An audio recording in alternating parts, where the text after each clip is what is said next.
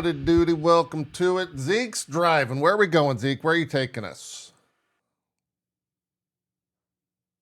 I guess we're just doing a dance. Okay. He's just dancing. I was just dancing. He's just vibing. He's just over there vibing. You're in a vibe-free zone, man. You can do whatever you want, you know? Yep. Sorry, I got hooked on it this weekend. Hooked on it? Yep.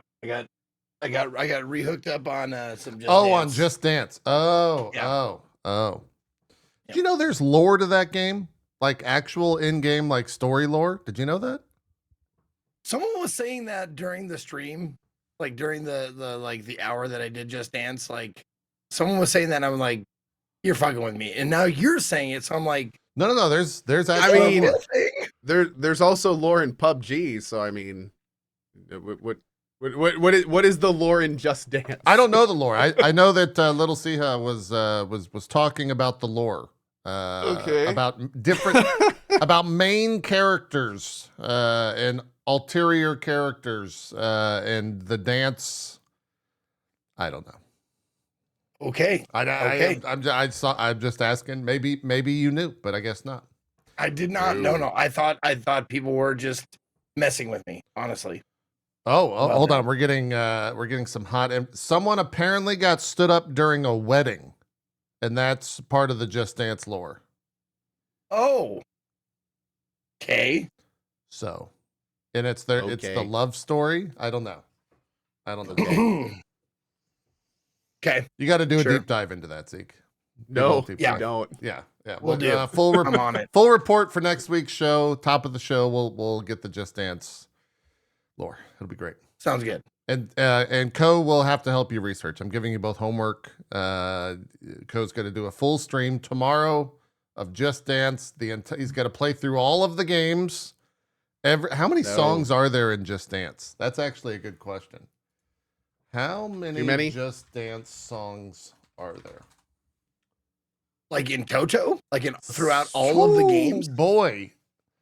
In 2022, there's 700 playable tracks. In 2021, there's 400. Pretty serious. Yeah, that's a lot of songs. Anyways. Lord. This week's sponsor is Ubisoft. Thanks to our favorite Montrealians. I made it through. I don't remember exactly how many I did, but I think I made it through like 6, maybe 5, something like that. Yeah. Of those, and I'm working my way through all of them. Well, that's good. That's good. Yep. That's 1 hour at a time, every 10 years. Almost there. That's why I did it. That's why I did it in the first place, was because of the 10-year thing. And I used to do this thing for I don't know how long it was. It wasn't that long, but it was like for a little bit I did Saturday. Yeah. Which was me just like doing an hour's worth of exercising and to different stuff. Mostly Richard Simmons, sweating to the oldies. I went through his. I don't know if it was the entire library of Sweating Through the Oldies, but I went through quite a few of the Sweating Through the Oldies DVDs. You sweated through the majority of the oldies. Yeah, I did. Well, are you bringing it back, or is it going to be a 10 year? Okay. No. Okay. Right. I am not. All right. Well, it breaks up the day so badly. Like it's like you do your little workout at the beginning, and then you got to go take a half an hour break. That's the issue. Yeah. Shower and that kind of shit. Yeah. So I'm not doing that. I guess you would have to do it at the end of the stream for it to make logical sense. Yeah, that's true. Yeah. And at the end of the stream, goddamn, that's the last thing I want to do is more physical activity because, like, it's not like. God, it's hard to explain what streaming is. Streaming is you're entertaining for multiple hours, and you have to be like on, right? And it's just that is exhausting. Yeah, no, it is. It is. Someone was getting bullshit. Wasn't it like Hassan was getting like shit on for like having a social battery? Yeah. It was the social battery thing. Yeah, you're gonna get us canceled now. Now we're gonna get thrown into the fucking miasma of Twitter, Zeke. Why would you do this? Like, picture yourself at a fucking, like, someone put it this way, like, picture that you have to give a presentation at work, but that's every day for 6 to 8 hours a day. Like that's your day. Is every day is you have to give a presentation. Sure. Yeah. Yeah. It's exhausting. And that's the last thing I want to do at the end of the day is fucking exercise. I want to go eat and lay down. That whole thing was interesting because I feel like Hassan put that comment out and every streamer was like, yeah, he's right. Yeah. And then they saw what happened. And like, I don't have a comment. I'm not going to agree or disagree with any of this information. In fact, I do not know what you're talking about. Yeah. And then everyone messaged their streamer friends and like, God damn, he's right. Like the social battery shit, it is Drake. Like, yeah, it is. No, for real, it is. Yeah, but it's you know, yeah. I've done both. I've done manual labor. Like my dad owned a construction company, and I worked for him during the summers. So I would do like unskilled labor is what they call it, like just picking up garbage and shingles and stuff like that from a construction site and putting them in a dumpster for 8 hours just to do that. I've done that. I've been a dishwasher. I've been Chuck E. Cheese. Like I've done all kinds of different. Were you jobs. the rat at Chuck E. Cheese? You fucking bet I was. Absolutely. That was my favorite job other than Twitch. Oh, not kidding. Man. Yeah. I made pizzas and danced around in a mouse costume for kids. It was great. That's great. I loved it. Welcome back, Cohh. What are we talking? Cohh, what do you think we're talking about? Where do you think this conversation Zeke working at Chuck E. Cheese? God damn it. He's got it. He's got ears everywhere. Yeah. All right. Yeah. Is that what? Okay, good. Yeah, that was my very first job. When he said I dressed up and danced around for small children, that was my first guess. Okay, was Chuck really? E. Cheese. Okay. Yeah. Okay. Fair enough. I would have. Sure. Okay. Glad your mind went there. Yeah. Anyways, what's been going on? Cohh, how's life with 3 kids? It seems as hectic as always. Yep, I have canceled my evening stream. If that tells you how it's going. So, evening stream is on hiatus for a bit as we do all the other stuff that we do. But it's been good. Things have been actually chilling out a little bit, which is great. That's good. And I'm actually. It's been like 5 years now that I've been doing the morning, afternoon, and evening streams pretty much every day. No, it hasn't been 5 years. Holy shit! I started right before COVID, right at the beginning of COVID. Yep. So, God, yeah, time to chill out a little bit and do evening stuff. So, but no, it's been good. Very busy, but very good. Finally, taking some deep breaths, which I've been needing to do for a while. Yeah, that was. I've always looked. I've made that. it. I made it through the entire Fallout show. I heard you were watching some stuff. Yeah. Yep. That was I'm like 2 episodes away from 3 Body Problem. Actually got through the 2nd season of Witcher, so I'm like catching up. Is 3 Body Problem good? Yeah, okay. Surprisingly, I haven't started it yet. Like it's very unique. Yeah. Which is fun. So I don't want to talk like I feel the best way to watch 3 Body Problem is how I did, and that is going in with zero idea what's going on. Okay. There's a few like keywords people can tell you that will immediately start making you think of things, and don't look anywhere. Just go watch it. Yeah. Okay. Fair enough. Don't make the same mistake I did and Google it, because the first result is coming. Do not. 3 body probing, and you don't want that one. That's not the videos you want. That's not the right one. Okay. Unless it's videos you want, which is, I think you understand what I'm saying. They have seasons of that. There's full seasons of the 3 body probing out there that you can. Oh wow. Okay. All right. Yes, they're in the middle. Well, no, they're in the middle of their first season. Oh, and not sure if it's going to get picked up for a second one. Well, we'll see. Well, I don't know. There's a lot of demand. They're still investigating. Yeah, they're still out there investigating, still shopping around. A lot of demand. Still shopping around. We can talk Fallout, the show, since it kind of is a bunch of ancillary news stories around it. Zeke, have you finished it? I know Cohh finished it. I finished it. Zeke, okay. We could maybe go into a proper spoiler thing if you want to. But let's talk non-spoilers first, and then maybe we'll do spoiler conversation. Just in general, I don't think this is a hot take, but I'm in camp. This is the best Fallout thing that's existed. That's where my brain goes to. Because I've never been a big game. You're not a big Fallout fan. I'm not a big Fallout game fan. That makes a lot of sense. I've enjoyed the world of Fallout from afar. Okay. But I've never played or enjoyed the games. It's just not my vibe. But now the fact that like that IP, that world exists in a format which I'm super into in the show, it's great. Like I want more of that shit, man. It's super fascinating. I don't know who had how much of like the writing of that show was Nolan, and how much of that show was like Bethesda writers, or like what the split there was. But I loved everything that they did in terms of all the different nods to the game, all the different they like, you know how when someone in a video game movie, they like do something. It's like, you remember in Doom with The Rock, and they did the first person thing in that, and it was like they were like beating you over the head with the fucking 500-pound hammer. They're like, oh my god, this is a video game. This is a video game. We're first person. In the Fallout show, there's so many video game references that if you just hear them, you just think it's a normal line of dialogue or a normal action sequence. But having like played or been around those games for 10 years, there's so many of those like small little Easter eggs that just, it's so much fun just to watch that. And your example actually brought up, I think, a really, really good thing that the Fallout show did that I was very concerned it was going to do, but actually, let me start over at the beginning. Okay. I was very worried that the Fallout show was going to do what you just said about Doom for Fallout.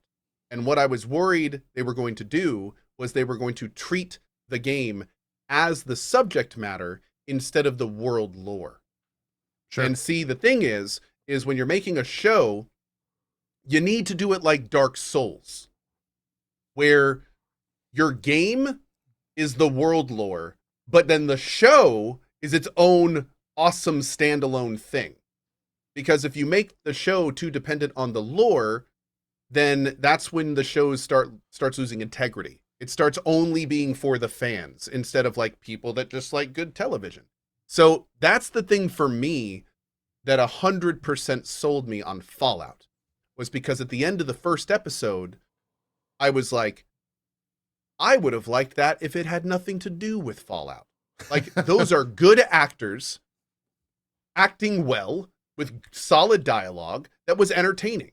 And the fact that it was in the Fallout universe just made it, for me, 10 times better. Yeah. Like but I feel like a good example of the opposite is Witcher, where Witcher relies on its subject matter to be what it does. And it tried to make its own stuff and it all sucked. So it's like, because it tried to do it in like it tried to follow the confines too much, but then it tried to break out. But when it broke out, it didn't make sense. So it was like, it all just fell apart.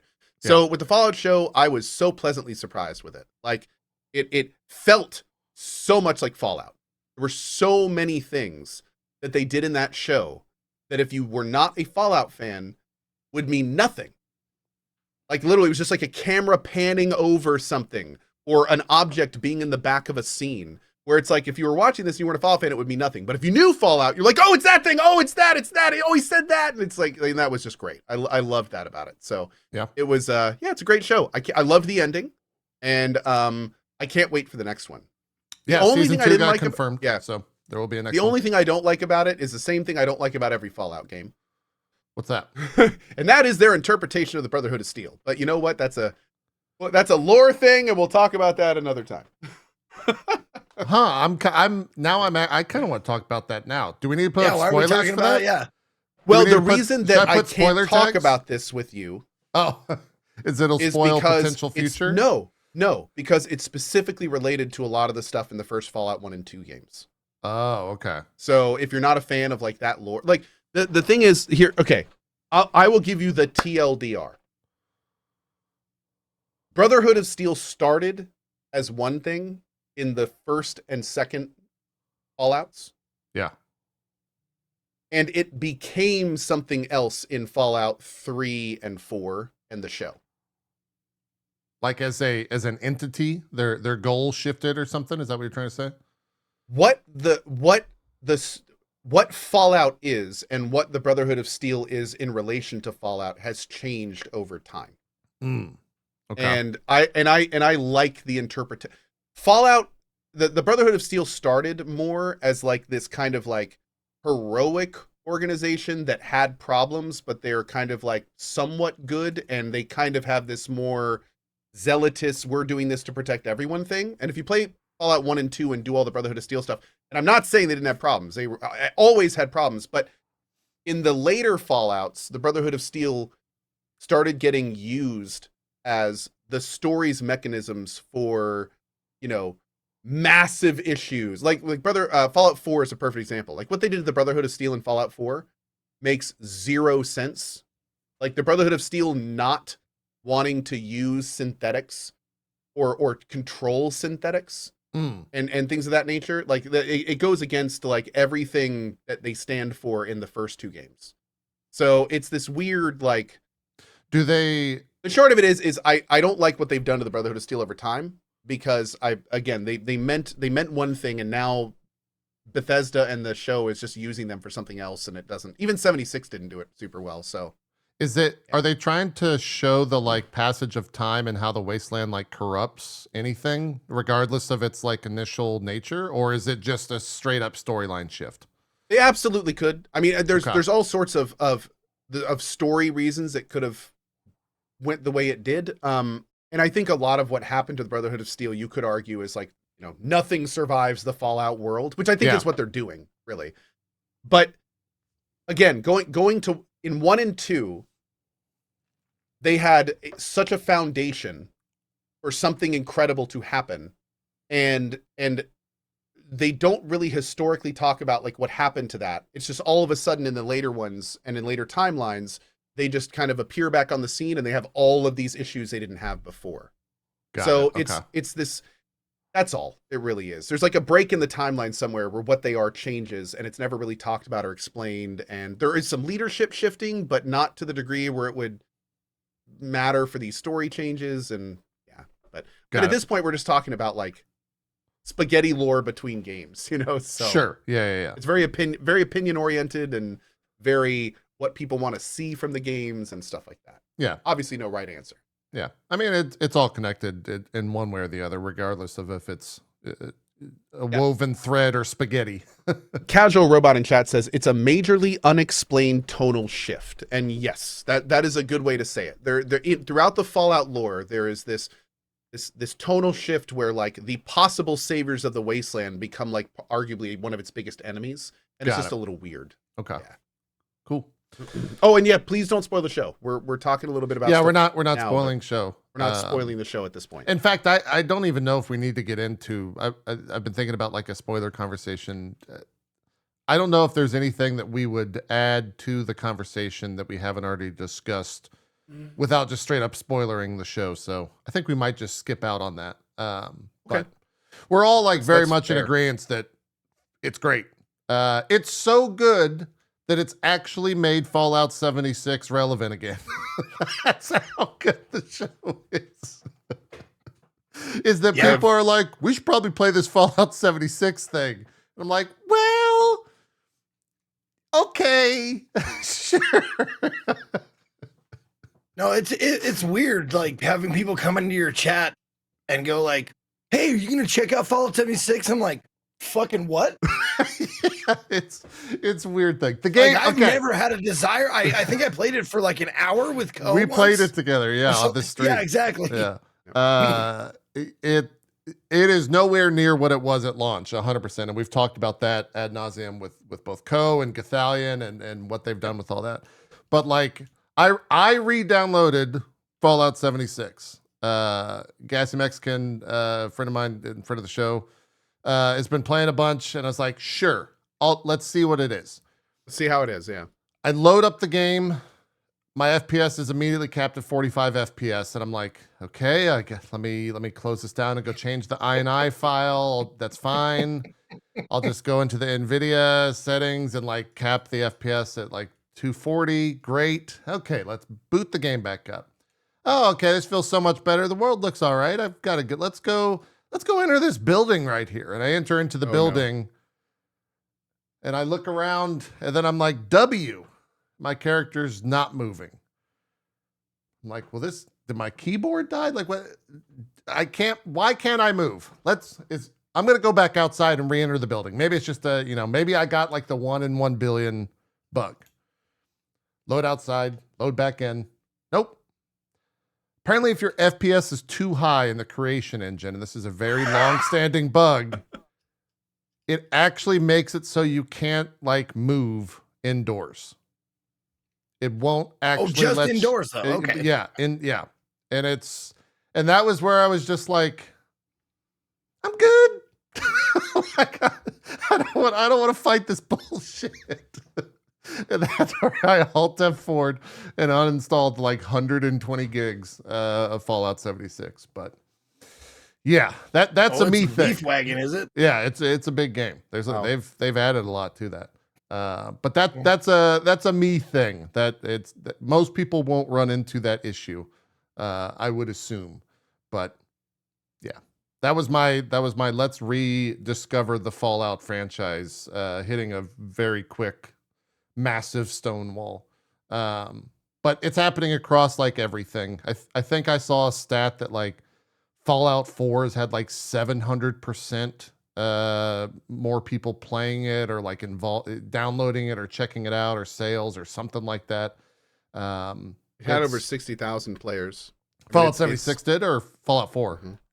76. The 76, okay. Yeah, I know Fallout 4 hit 100,000 or something like that, right? Wow. I didn't hear that. Yeah, it's a perfect example of what happens when you put out media around a video game and then people going, hey, they want to play more. They want to check it out more. 270,000 across Fallout games on Steam. That's pretty wild. It's pretty wild. Crazy. Absolutely crazy. I think Cohh's comment that I saw on Twitter kind of encapsulates everyone's opinion that is a Fallout fan already and has played all the games. Is like, man, I really want to play Fallout 5. I want another Fallout game. In 10 years. You got a ways, right? Can't wait.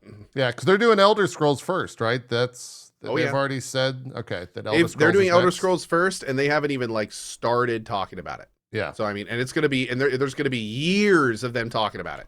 So yeah, we've got a little wait. Yeah, that makes sense.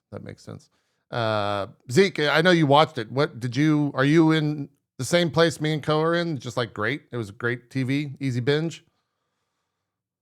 Easy binge, yes. Was it like, I don't know, like,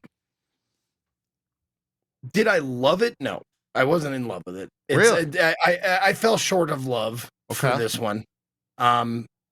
It just like, I mean, some of the, and it's honestly due to just like personal taste. Like I didn't like some of the characters. Like I didn't like their acting or their writing or whatever. You know, just shit like that. I mean, of course, Goggins is fucking his best character. Is stellar. Yeah. He's great in everything. Like seriously, like someone on Twitter put it exactly right. Like I've been tooting that Goggins horn for a long time, and now y'all are seeing it. And like I felt the same way. I'm like, that dude is fucking awesome in everything he does. He puts his like fucking heart and soul in that shit, and he's great.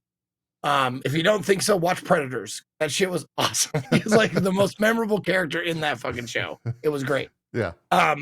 But the show itself, like, there was just a bunch of moments where I was like, really?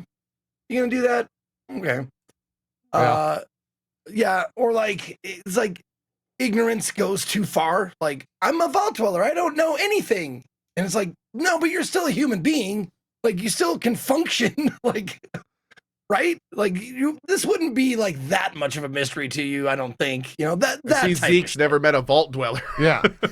Well, that's what I'm just saying. I'm just saying, like, maybe it was less believable to me than it was to, you know, a lot of other people. And that's a matter of like how I think and how everyone else thinks. Like, yeah, it didn't hit me the way that it hit everyone else, but I liked it. It was an easy binge, and I'll binge the next one too.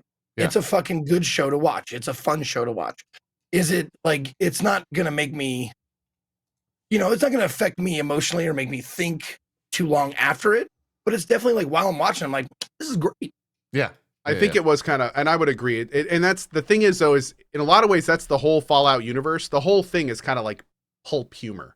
Like it's very outside of the whole, you know, war is hell motif. It's not really trying to to deliver on too many deep messaging. Yeah, well, that.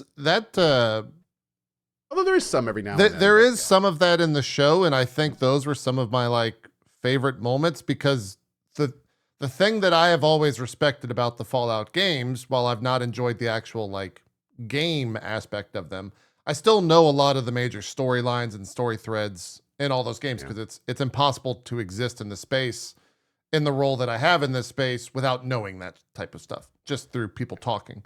And so I've always been jealous that like I've never been able to interact with any of that or understand the full like process of any of that. And the show lets you understand and kind of gives different routes to getting to those like big moments within Fallout lore.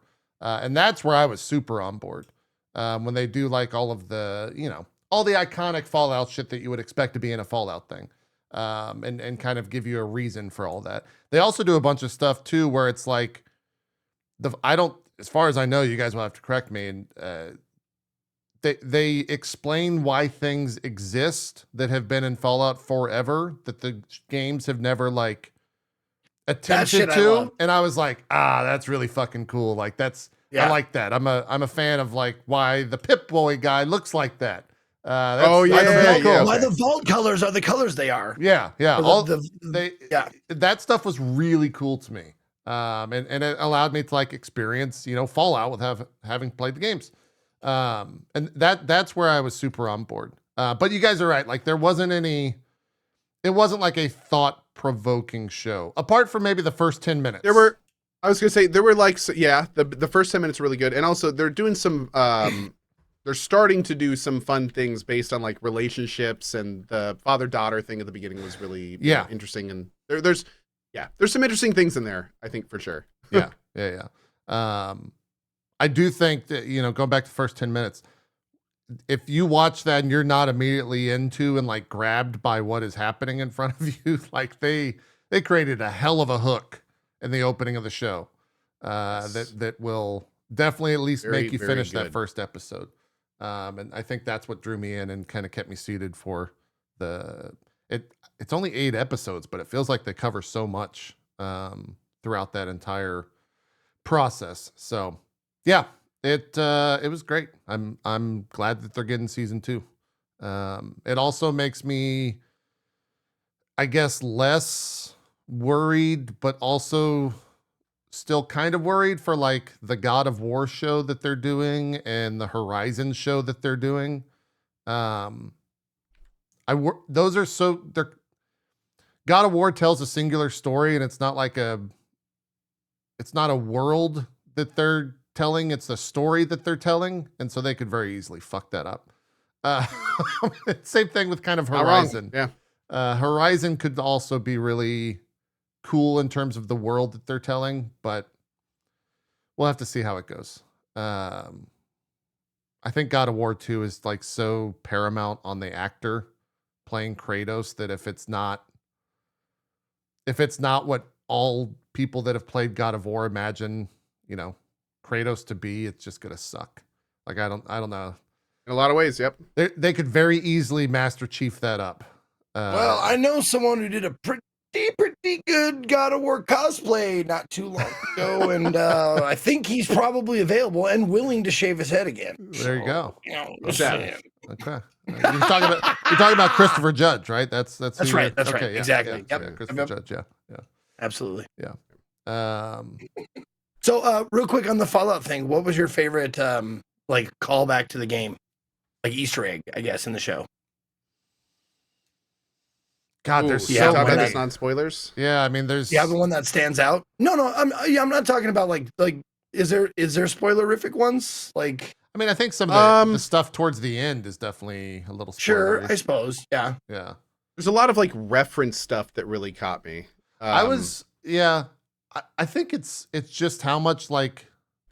For me, it's how much of the video game existed in the show without beating you over the head. Kind of what I was talking about earlier, like VATS, for example.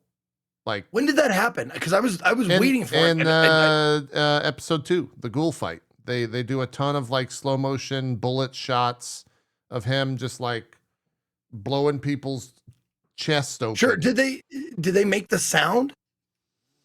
No, not really. That's what I was waiting for. I don't swear to think God, I so. was waiting for that. They do make some of the classic Fallout sounds though in the show. Yeah, they like do. when they do the Okay. selection stuff and everything. That stuff is great. Sure, Yeah. sure, Like sure. yeah, that stuff is awesome. That didn't jump out to me as VATS either, guys. That's why I was waiting for VATS. That was the one thing I was like, show me the VATS. I feel like if they went any further than what they did, it would be the Doom FPS It would. moment. I agree. No, I agree. Absolutely. I was waiting for them to justify it in a way that I kind of could buy. You know, I don't know. Yeah. Maybe they had like, glasses or something like connected to their Pip-Away. I don't know. Yeah. Something. Like stim pack stuff was I'm great. just spitballing here. Yeah, I loved all the stim pack stuff. I loved like the rad stuff, all of that. There's like I got rat away in my arm. Yeah, that stuff was great. Awesome. The hacking moment was really fucking cool. That was really cool. Oh, that was so good. Yeah, because I also love it was I believable, and they didn't explain it. It just happened. Yeah, and I love that there's an entire character that represents like the agile perk. Yeah, like it's almost like he's a reference in himself, which is phenomenal. Yeah. I love it. The show is like full of nods to the game, but none of them like beat you over the head, and it's so you could tell that Nolan is, and he had stated as such before going into it, but like you could tell he's played the games and he's a fan of the games because all that stuff was in there without some bullshit. Like you didn't think some executive team was like, okay, we've got like 10 nods to the games and the gamers will love that. It's like, no, it's just a guy creating a game in a It show. doesn't feel like a person working at TGI Fridays trying to get in their necessary pieces of Fallout flair. Yes. Yeah. Yes. Yeah. They don't. It doesn't feel like it's trying. Yes. And that's the best part, is that it doesn't feel like it's trying. Yeah. Well, it gives the Fallout fans, like the Fallout game fans, like something to look for without having to beat you over that. And we're gamers, so we love that shit. It's like, okay, I'm gonna watch this episode with my eyes peeled for like Easter eggs and shit. And when you find them, you're like, oh yeah. Yeah. You know, Feels one good. of them was really good that I didn't put it together, but I was watching it with Katie and she was like, I bet the access code that you just saw, I bet that was the release date of Fallout 1. I was like, holy shit. I was like, fucking nailed it, dude. Wow. Yeah. Okay. 101097 was the access code that you see on the screen. Yep. Yeah. That's awesome. Yeah, that was the Easter egg to the first Fallout release. That's good. Yeah, I'm gonna have to look up a video or a website that like goes through all the Easter eggs because I'm sure there's countless ones that are all. Well, and the all reason over why there.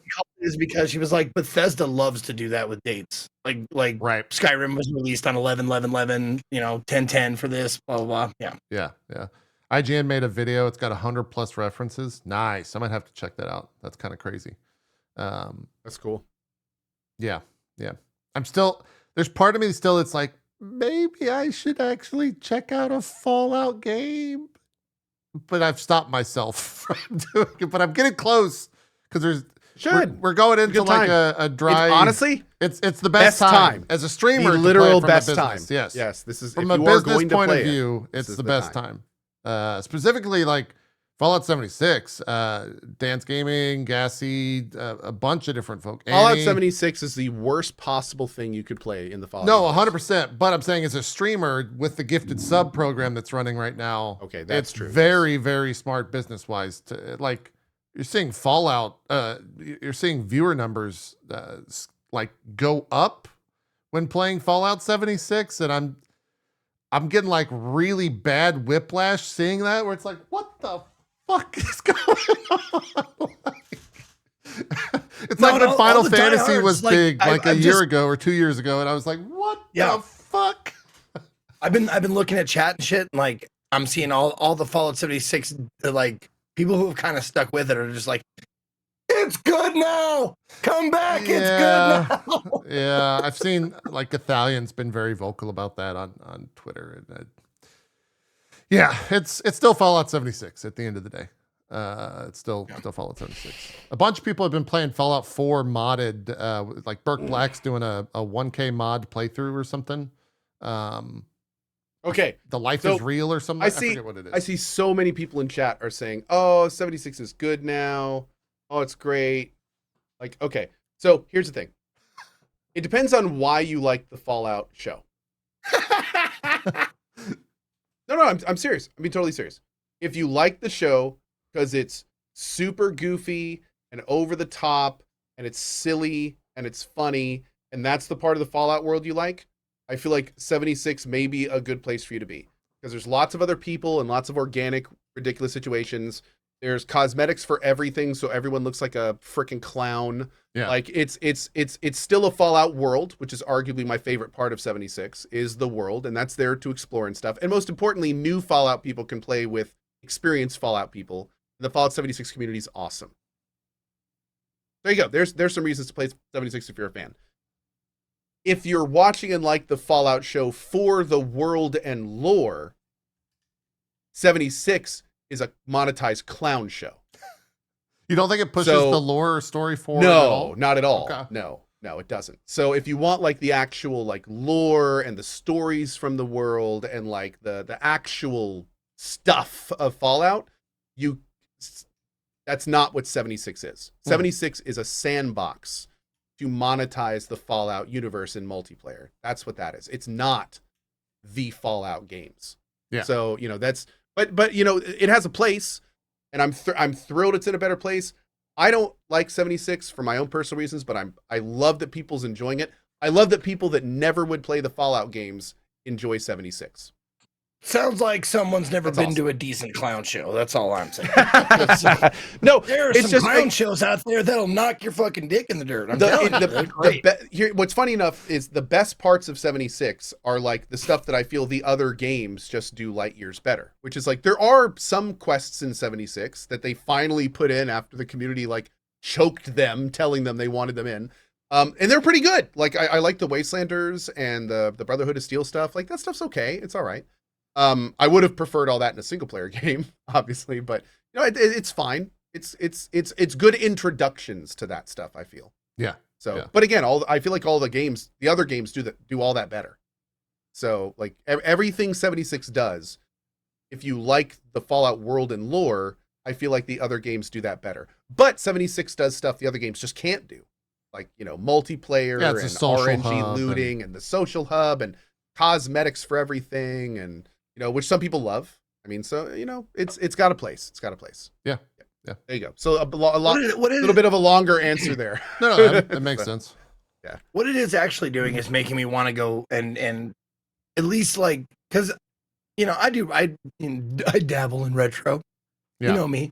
So it makes me want to like at least give Fallout 1 and 2 like another shot. But like I tried them, man, they are hard to get into because just the old on them. It's just everything moves so much slower, in those Fallout games. 1 and 2 are so sorely in need of like a remaster. Yeah. Like maybe I need to play them something to bring it into today's day and age. Like they've been hobbling by with fan-made patches and stuff, but yeah, I love the games and they're tough to replay. They really are. Yeah. Zeke, you should play them so we get one. So we get a remaster. Yeah, I know. Yeah, get the Zeke. Not a curse. I guess that is a curse, but it's a win for all. It's Blessing. A curse for you. Well, it's a curse for you because you play a bad game, and then it gets remastered, and we all reap the benefits. Yeah, exactly. So it's the Zeke solo curse. Yeah, there we go. The Zeke effect. I like that. Zeke effect. There you go. Yeah. Yeah. Yeah. Cool. That's Fallout in a nutshell. It's been wild to see. One, that show was good, right? Like I had pretty low expectations for it. I came away like super into it, into the like massive resurgence that, if anything, only emboldens the executives to like make more games into TV shows and movies and. Hey, but you know what? Also, let's do it. They're gonna keep doing it like this. Yeah. Okay, that's true. As long as they're good, that's the hope. They could make every game into a TV show if they're all good. Yeah. If they're all good, that's I think we're worried more about them sucking. That's the thing. We've got Borderlands, the movie coming up. That put out a trailer. We got the Minecraft film that just wrapped up filming. I think Jack Black is playing Steve in that. That's gonna be. I missed they were making a movie about Minecraft. I missed it. Yeah, I didn't know this. First I'm hearing of it. So yeah, that just wrapped. I'm trying to think what else is out there that's been. The God of War stuff, the Horizon stuff, that's all been greenlit. What exactly are they doing with the God of War stuff? What's the story there? It's Amazon Studios is making a God of War TV show. Have they said like where it's going to be? Are they retelling or new stuff or nothing? I don't know. They haven't gotten into it. I would think they're going to go the route of like, kind of like exactly what, it's what The Boys started. It's what Fallout continued to do, where it's like this gritty, like hyper violence, very gore esque thing. And they'll just do that with God of War while hopefully telling a good story. And I hope it's like the more recent God of War, like 2018 God of War instead of the old school God of War where he's just a fucking piece of shit. But yeah, 2018 nice. God of War doesn't really work unless you have the backdrop of piece of shit Kratos. So they got to work through him to get to the good stuff, I guess. If they do like flashback sequence, I don't know. We'll see. I don't know what he's doing these days or how if he's keeping up with his workout regimen or anything like that, but like, I'm calling Bill Goldberg. Goldberg is Kratos. That's the issue. Is Fallout got lucky. The casting was good. However you want to say it. Goggins is Goggins. Ella Purnell, who plays the Vault Dweller, is very, very good. And the Brotherhood of Steel guy was also very, very good. But yeah, dude, he was amazing. They don't have to fit a mold of like, you have to look like Kratos. And so there's a very few select actors that can pull off the look of Kratos, but dude, also I don't know how I'm gonna like but he also has to be an old and not dude. hear Christopher Judge. Yeah, and also the voice. He's You're right. So iconic. You're right. Like if he doesn't sound that's exactly true. like him, that's it's gonna very be weird. true. Yeah, they have so many things that they have to like hit for that to work, because he's like you said, voice, look, and honestly like feel of a character where he can say a singular word and make you get chills from him just being like, boy. Yep. That's so hard to do. I don't know how they replicate that. It seems like it's almost an impossible task. So we'll see, I guess. Yeah, a lot of people are saying Dave Bautista, but like, he's a really good actor, but I don't know if you don't think he's a good actor? Did you not? He's very hit and miss. He's like really hit or real big miss. I think that's, I feel like Dave Bautista is kind of like Keanu Reeves, where it's like if he's in the right role, he does phenomenally. But if he's in a role that he's clearly not kind of good at, then it sticks out pretty badly. Does that make sense? Sure. I mean, I thought like Blade Runner with Bautista was like incredible. Loved him in Blade Runner. Fucking incredible. What did you not like him in? Hated him in Dune. He was bad in Dune. See, I haven't seen Dune Really? 2, or I haven't remembered Dune 1, so I couldn't seen the tell first you. one. Yeah. I don't think it was bad. He didn't have that big a part. That's true. Yeah. I mean, that's fair. But like, I didn't like him. I thought it was. I didn't mind him at all. It was just. He's wooden a lot of the time. Like, I don't know if that makes any sense. Like what wooden means to. Yeah. No. It's stiff. He's right? very like. I don't know. It's just a personal preference thing. You can hate me all you want. I don't give a fuck. I just think he's not. I think he's when he hits, he hits. When he's in a role that suits him. Yeah, it's not personal preference. Like he was perfect. Everyone's as got Drax an opinion, and that's how it goes. No, he was perfect as Drax because, like, that's him. that's his acting style. Yeah. It comes through. It shines. Sure. Well, no, Zeke, you said something kind of interesting earlier where you said, it's just your opinion. Not like anyone can do anything about it, but we're in the unique position where they can actually unsub from you. Oh, shit. That's right. That's true. So you can't have that's probably the best thing you could do. Yeah. If you don't like Zeke's opinion. That's right. Can't have. No, I'm hate farming right now, by the way. Oh, he's going hate farming. Let's go. That's the long game. Smart. I am. Oh shit! Now I revealed it though, so it's not going to be. Damn it! It's okay. Everyone's going to know I'm phony hate farming. We'll shit. Forget. We'll move forward and we'll forget. Yeah, God of War is going to be rough. We're not. I wouldn't call any of us Sonic fans in any percentage. There's not movie. That's for sure. Yeah. And the games are the games. But I haven't even seen the Sonic films. But Keanu's playing Shadow. the Hedgehog. So now we have Keanu Reeves. Keanu Reeves, yeah, that was announced this past week. He's playing Shadow the Hedgehog. Yeah, so I heard now about that. Yep. Idris Elba is Knuckles. Yo, they brought in the Cyberpunk crew to Sonic. It's the Cyberpunk crew in Sonic. Sonic 3. I love it. Yeah. Oh, I love it. Yeah. It is live action, chap, but it's like Sonic is CG'd, just like Knuckles is CG'd. I think the Knuckles TV show is premiering soon, so Shadow might even be in that with Keanu. But yeah, I need to watch those films just as like someone that's in the video game world. I need to have a take on them because I haven't seen them. I've heard they're okay. They're okay / good, depending on the fandom level, I think. So I just know that Keanu as Shadow would be. It was widely celebrated, and I need to know why. I need to know why. Celebrated. I love that's the word. Celebrated. Need to know why. That's such a big deal. Yeah, and like that film also has Jim Carrey's in that film, right? Like they've got huge stars, so it has to be at least something has to be going on in there, and they've made 3 of them, plus a spin-off show on Paramount. There's got to be good in that whole thing. I gotta check it out for knowledge. I love that you sound like somebody trying to convince themselves. There has to be reason here. There has to be. Yeah, no, I'm slow. That's what I'm doing. This can't be happening. I am convincing myself. It's going to take some convincing. Yeah, I'm building up to it. Somebody please make it make sense to me. I think that's most of the like Hollywood games thing. I mentioned it earlier, but they wrapped filming on the Minecraft movie. And I think it was announced that Jack Black is playing Steve, which is the main Minecraft character, which Minecraft lore is kind of weird. Wasn't he like the number 6 most iconic character of video games? Something like that. Of course, after Lara Croft. Yeah, exactly. Oh yeah, there is that young Transformers movie. Did you see that, Zeke? I think you're maybe the Transformers, at least old school. They're doing Transformers 1, so they're going back to Cybertron, but it's like a CG film, and it's like a comedy thing. It's weird. Chris Hemsworth. What's it called? Transformers 1. Okay. It's called Transformers 1? Yeah, like the number 1? Oh, it's spelled out. O-N-E. Yeah.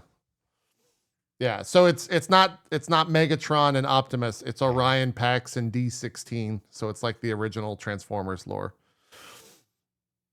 Huh. Chris fucking Hemsworth is Optimus Prime? Yes, he is. Are you fucking kidding me? Yes, he is. How do you feel about it? He's good. He's fine. Scarlett Johansson's also. I doubted fucking Mario. So like, and he did great. Keegan Michael Key is Wait, no, Chris Hemsworth wasn't Mario. That was Keegan? That's Chris Pratt. Yeah, Keegan's Bumblebee. No, I'm saying I doubted Chris Pratt as Mario. Oh, okay. Yeah, and he did fine. So Chris Hemsworth can do fine as Optimus, is what you're saying? Yeah, I'm saying like, I give him a chance. Yeah, John Hamm's in there. Sentinel Prime. They've got good actors and actresses, but yeah. It's a weird thing. And did you see the art for it, Zeke? That's the thing where a lot of people are. I'm looking at it right now, I think. Yeah, the like soft shaded Transformer look to it. Looks kind of strange. I'll show it. They made him look too. Oh my god! They made him look too human. What the fuck is that? It's this. Yeah. They're robots in disguise. Yeah. They look like no! They don't have They have expressions. They don't have the spark yet. That's why they get the spark in the film, and so then they're able to, be more than meets the eye. Transformers. That's good than being less than meets the eye. Mm-hmm. No, this is like for me. Like, I don't really get like proprietary about like shit. Like Transformers is my shit, but like if I did, this would be like Sonic levels of like, oh no, like no, put it back the way it was. It was fine. It wasn't broken. You tried to fix it. Yeah. I get it. Watch the trailer if you're at all curious. it's a little bit of you're immediately hit by what the film is, and then by the end of it, at least I was like, okay, that looks all right. But the first 5 seconds, you're like, what the fuck is this? And then it gets a little bit better over time. Video game news. They don't have a trailer or anything. They do. There's a trailer. Okay, there we go. Oh, just wasn't seeing it. Okay. Yeah. There's a proper trailer for it. I heard there was video game news. There is video game news. Yeah. Our sponsors, Star Wars Outlaws. This is the biggest. We are not sponsored by Ubisoft. We're not sponsored by Ubisoft. The biggest news, the biggest outrage this past week was the Jabba the Hutt mission in Star Wars Outlaws is locked behind a season pass. And if there's one fan base that really loves to get angry on the internet, it's the Star Wars fan base. And then when you take the gamer fan base with the you're just fucking with fire, Ubisoft. You're really like actual lava. Well, Ubisoft, I mean, they remind me of that because they did the South Park, first 2 South Park games, right? They just remind me of South Park. They're like, fuck you, I piss in your faces. Yeah. That's what they remind me of. Yeah. This is nothing new to the Ubisoft world. They've done this before with a ton of their games in terms, and also nothing new to the video game world when it comes to locking specific missions behind platform exclusive season passes, whatever. But this one is the Jabba's Gambit mission at launch is locked behind the season pass. And then before that, the outrage around Star Wars Outlaws that I think it was announced at the same time is that it's a $70 base game, but there's the gold edition for $109.99, and then the ultimate edition for $129.99. So they're starting to, put out the season pass and all that stuff for a lot more money, and then lock, potentially the most iconic. We don't know what's in the game, but potentially the most iconic Star Wars thing in it with Jabba the Hutt, in a mission in a season pass. I liked their official response as well, where it's like somebody was like, "How are you gonna put the Java missions behind there?" Well, he's in other parts of the game, so it's okay.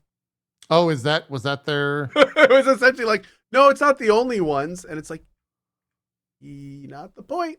Yeah. No, not the point. Not the point. They're not to go back to shit we've already talked about, but I just watched 30 seconds of the Transformer 1 trailer. Not a fan. And it's for kids. It's not for me. It is definitely not for anybody who loved or even liked the Transformers original.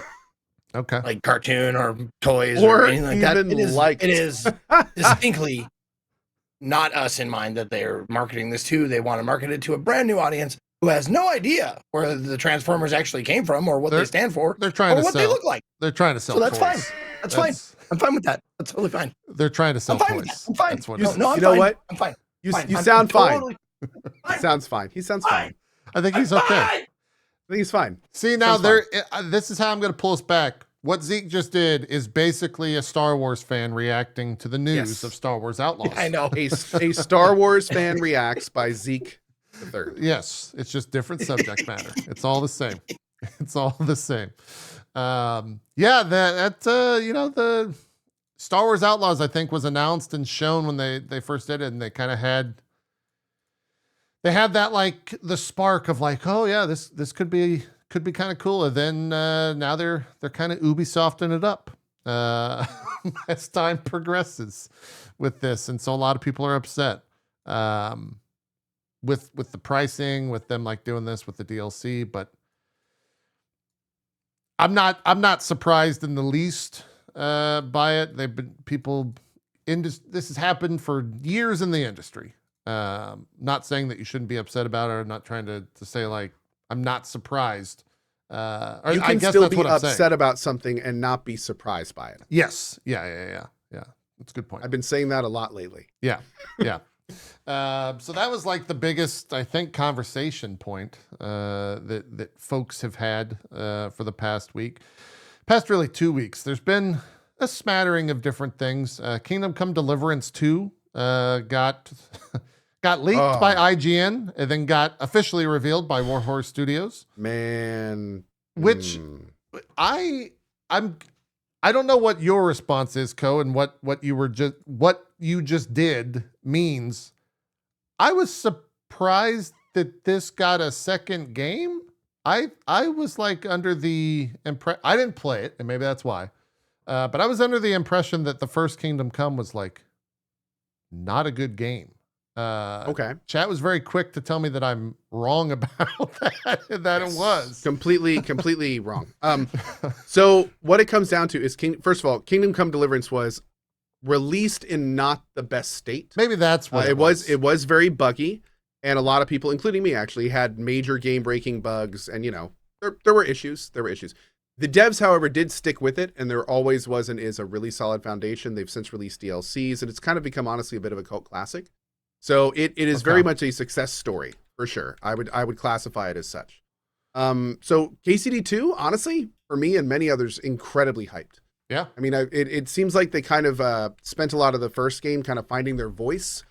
And now that they have, I think it's going to be really cool to see them kind of start at a much higher level when making a new Kingdom Come Deliverance. Also, the trailer looked incredible. Yeah. Like it looked really good. I mean, especially compared to like the first game. So yeah, I mean, I'm super looking forward to it, man. Yeah. It just looks like all around there's more money pumped into it this time around. Yes, more money and more skill. Yeah. And they even say that, I mean, that was a big, in this like 18 minutes, something like that. 13-minute video they put out. They're very quick to say like, yeah, we've got more money and more experience going into this. And so we've got a bigger team. I think they said the first game was like 11 devs or something when they first started out.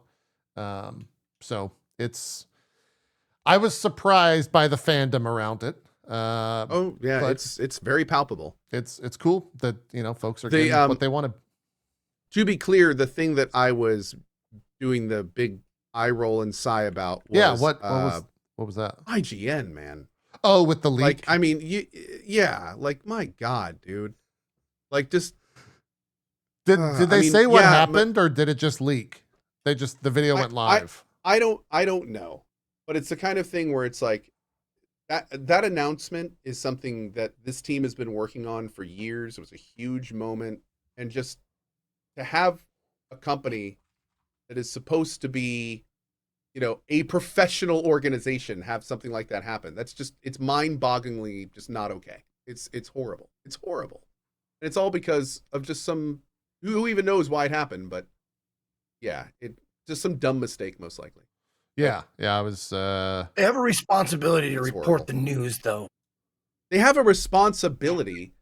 Wait, what? What are you talking about? It wasn't them reporting the news. Wait, do you know what happened? Do you know what we're talking about? No, I don't. They accidentally uploaded leaked the trailer. The video player. Yeah, it was accidentally uploaded to the video player. So here's what they did. They I thought someone from IGN found the leak. No. Okay. No. IGN released the trailer early with the release date. And the thing was that the whole huge deal about this trailer was not only that the game looks incredible, that we're all excited for it, but it's a 2024 release. Like they're trying to fall out for it in a lot of ways, which is amazing. That's incredible. So yeah, IGN basically got all the clicks and all of the hype and all of the spotlight on them instead of the devs, which deserved it because they screwed up. Yeah. And that sucks. That sucks for the devs. It sucks for the fans. It sucks for everybody. Everybody. Yeah. The only person that wins is IGN. Well, technically they didn't even win because the video went down right after. So, well, I mean, we're all talking about them. People are going to their website, seeing if they can find more info. Like, it's a PR thing, man. I think IGN does okay without us talking about them. Not us, obviously, but I mean, everybody, not us. I don't even know we exist. What are you talking about? No, they have done articles specifically from things that have happened on the show. They do know we exist. We've been in at least 2 articles on IGN.com. But still, it's just again, it's really unfortunate, man. Yeah. It's just it's very, very frustrating. It's very, very frustrating. Yeah. Absolutely. But that's a thing. And these CGI graphics are amazing. I think Cohh just dislikes IGN. I mean, I don't dislike them. It's hard to take them seriously with a lot of the stuff that's happened over the years. But I don't dislike. I mean, I know people that work there, and they are doing the best they can, and they work their butts off. And the unfortunate thing is, funny enough, we were talking about this earlier.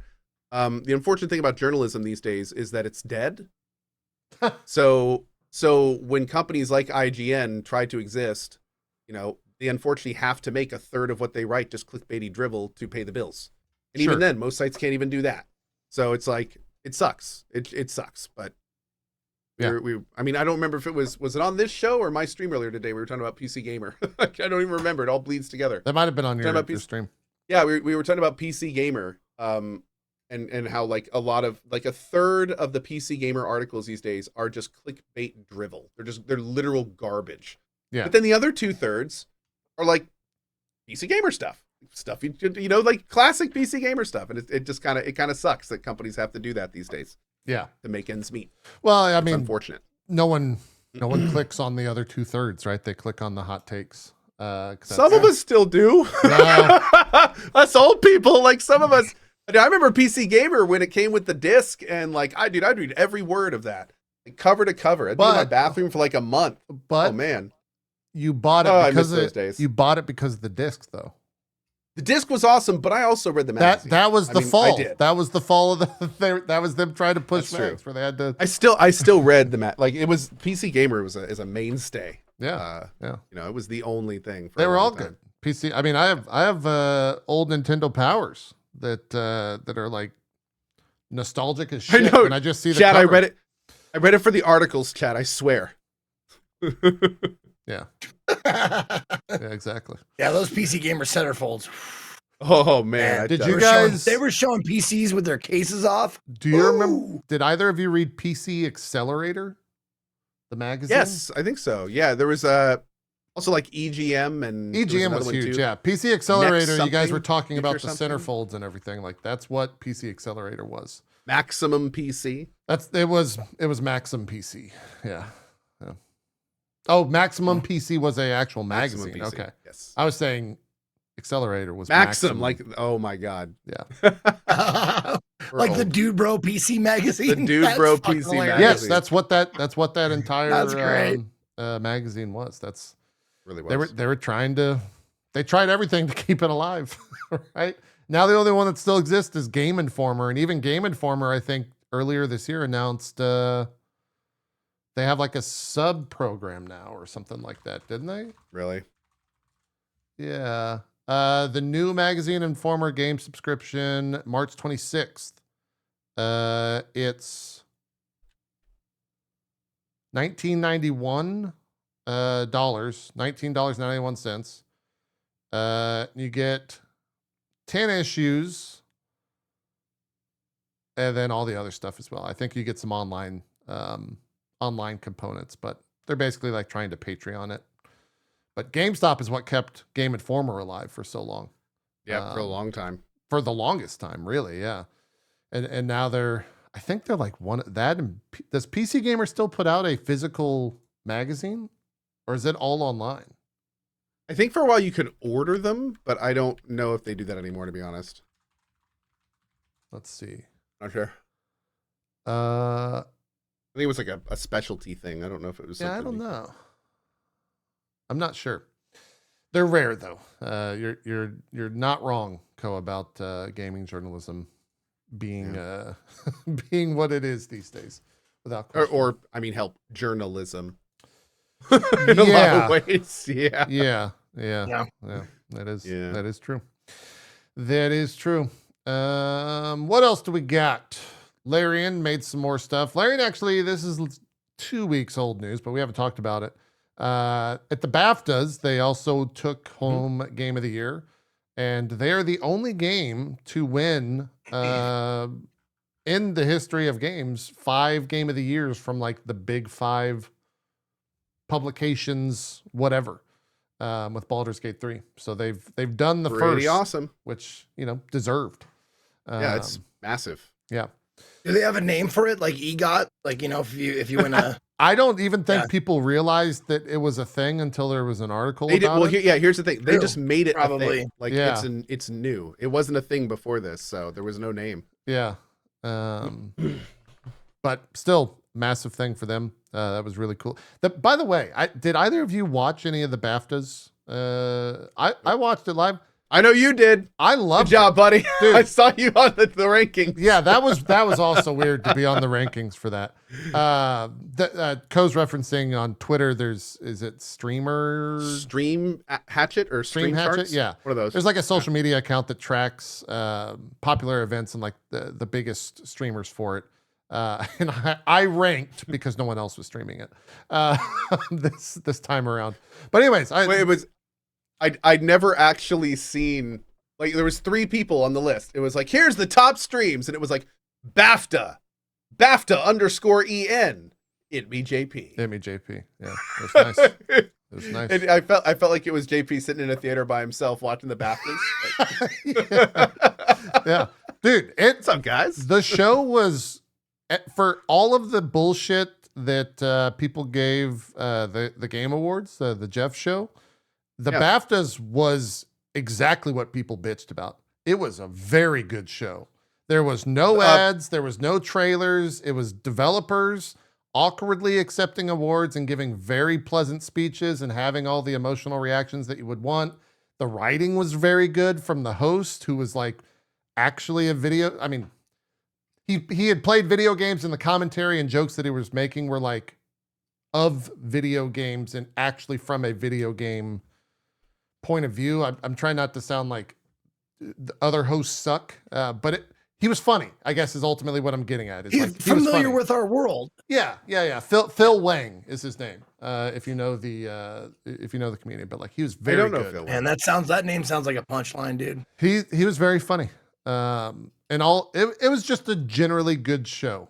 I really wished it had. I really wished I didn't rank on Streamer Hatchet. Because somebody watched it, man. That's awesome. Yeah, it's because more people needed to watch it. The BAFTAs absolutely nailed it this year. I'll watch it next year for sure. I did not realize it was that level of thing. I thought it was. I'll be blunt. Not only did I not know a lot about the BAFTAs, but I thought it was like an Oscars thing. I thought it was like more of a. I thought it was like a big pomp and circumstance thing. It is a little bit. Yeah. I mean, it's kind of like that. They have one of the categories is like UK Game of the Year, and it's only UK studios. So there is a little. Is it all about gaming, or is it about? Yes, it is all gaming. This BAFTA award show is like a smaller subset of the bigger BAFTAs, which kind of cover all art forms, I think, in the UK. And so this was a game specific one, but it was very good. Oh, man. And the acceptance speeches were fantastic. There's, you got your stereotypical like crying, you got your stereotypical like very awkward, you got your mix of both, they had performer of the year was the actor that played the devil in Baldur's Gate 3. He won over everyone else. Yeah. The guy that played Raphael? Yes. Yeah. He won. Really? How cool. And he gave a very Christopher Judge speech that how fun, dude. Went on a little bit, but he sounded, because he is Raphael, it sounded like Raphael was just giving an acceptance speech, which is great. It was 10 out of 10. I need to watch that. Yeah. Cohh, I was actually surprised you didn't hear about this. The Dave the Diver team won for maybe best game. I heard they best new game, best debut IP, something like that. And in his acceptance speech at the very end of it, he said, it was best debut game. Is that what it was? In his acceptance speech, he said at the end, "Thank you for not calling us indie." So yep, they were. That's been a very a sticking point. Oh, 100%. Yeah. Yep. I love that he was just. They were like so upfront about it. They got that right. He was not that's not an indie game. That's what everyone No. argued about. Nope. Oh, Raphael won Best Supporting Actor. Miles Morales actor won Best Actor. Okay, that's what it was. Got it. Oh, that I heard about. Yeah, big congrats to him, man. That's awesome. Yep. Yeah. Viewfinder won some awards. I know you guys are both big fans of that. Their acceptance awesome. speech was awesome. Like it's exactly what you would expect it to be. And it was really, really endearing. And like they were awkward, but then the awkwardness broke. And I think they just like straight up they just started crying because of how emotional they were about the whole thing. I think when she first they won British Game of the Year. Yeah, they won. I think they won 2 awards for Viewfinder. Maybe. Did they? maybe Okay. awards. Yeah, but she first got up there and was like, "Are you guys going to serve food? I'm hungry." It was really good. I think that's really adorable. I hope they have snacks. That's what she said. Yeah, I hope you guys are going to give snacks during the breaks. So, and then they asked for money as well. They were like, "Please, we need more money to make more games. Please buy our game." In like a totally endearing way, not so blatantly as I just stated. So go and watch the show is ultimately what I'm getting. Yeah, I was gonna maybe I should watch it. You should. It's at least the acceptance speeches. They're very, very, very, very good. Sven actually mentioned that out of all the shows that he had done for Baldur's Gate 3, that he thinks the BAFTA was his kind of like, I don't know what the exact words he said was, but I think he said it was one of his favorites. Yeah, I think I think he also made a remark about how it was like the bookend to Baldur's Gate. Like that was like they're done now and can move forward apart from the patches they're putting out. Because they did come out and say that they are working on 2 new projects. They also gave the quote, "What we're working on now will be our best work ever." So that's super exciting. I think everyone looks at that and is like, please don't CD Projekt us. Like we don't like mess this up somehow. Just make a really, really good game. The cynicism of gamers is like, please don't fuck up. Like, please just put out a good game. You've got everyone's eyes on you now after Baldur's Gate 3. So we'll see what happens with that. It'd probably be several years before we hear anything about that. What else? Hades 2. They did a live stream for it, and also they did a technical test. Yeah, there's a technical test that a couple streamers have gotten access to because you could just straight up stream it if you have it. And they even did a stream themselves. And it looks fucking awesome. It looks like more Hades. Like I want to play it. Yeah, it's Hades again. They're redoing all the different artwork for all the different gods. I was told there was a story reason for that. I didn't watch any of it because it's like Hades 2. Yeah, just put it out. Yeah, I'm in. I'm in. I know, right? Like Yeah. I don't need to see anything for that. Nope. I will play Yeah, it. no, someone told me about like, oh, there's a thing you can do, and I'm like, I don't know. Yeah, I don't. You're gonna give me. There's a thing. You're gonna give me like a really tiny crack rock. Yeah, and not the whole crack rock. I don't want it. I don't want that. Yeah. I'll wait. I can wait for the big crack rock. It's fine. Yeah.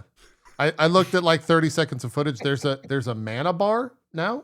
And there's like a staff that the main character can use. So I guess they have some sort of spell casting mechanic in, which is awesome. Like evolution of that entire game.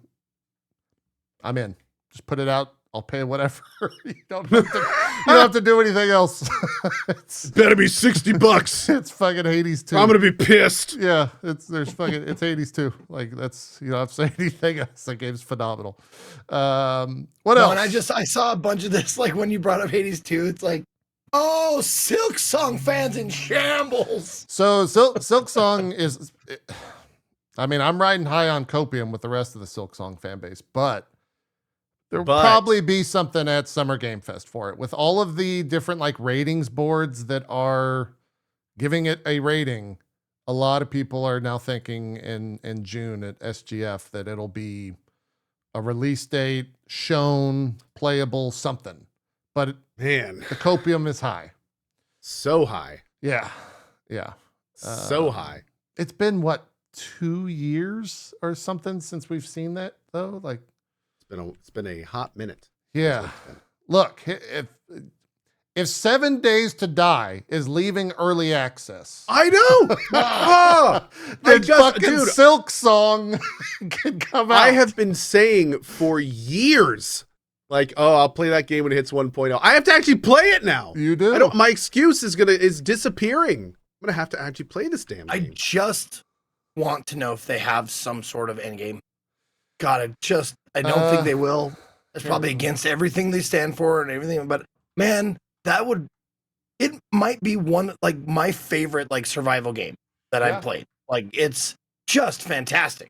The gameplay is excellent. The world, the immersion, like, all of that shit, the fear that they build with the, every 7 days, it's just like, it's fantastic. I just want to point. I mean, I know maybe that's a little handholdy. Like, oh, the point is to survive. That's not good enough for you. Like, no, it's not good enough for me. It's not what I want. I want a big boss. I want something to work towards. If the goal is to survive, that's life. I do that every day. I don't want that to be my video. I'm fighting zombies every goddamn day. We've got tunnels that go all the way through Colorado in my house. It's 12 years. 12 years is how long that game has been in development. Just in general. I don't know if that's all of early access. It might be. But this is like one of the original early access games. This will be update 22 is what they're calling Alpha 22, which is now 1.0.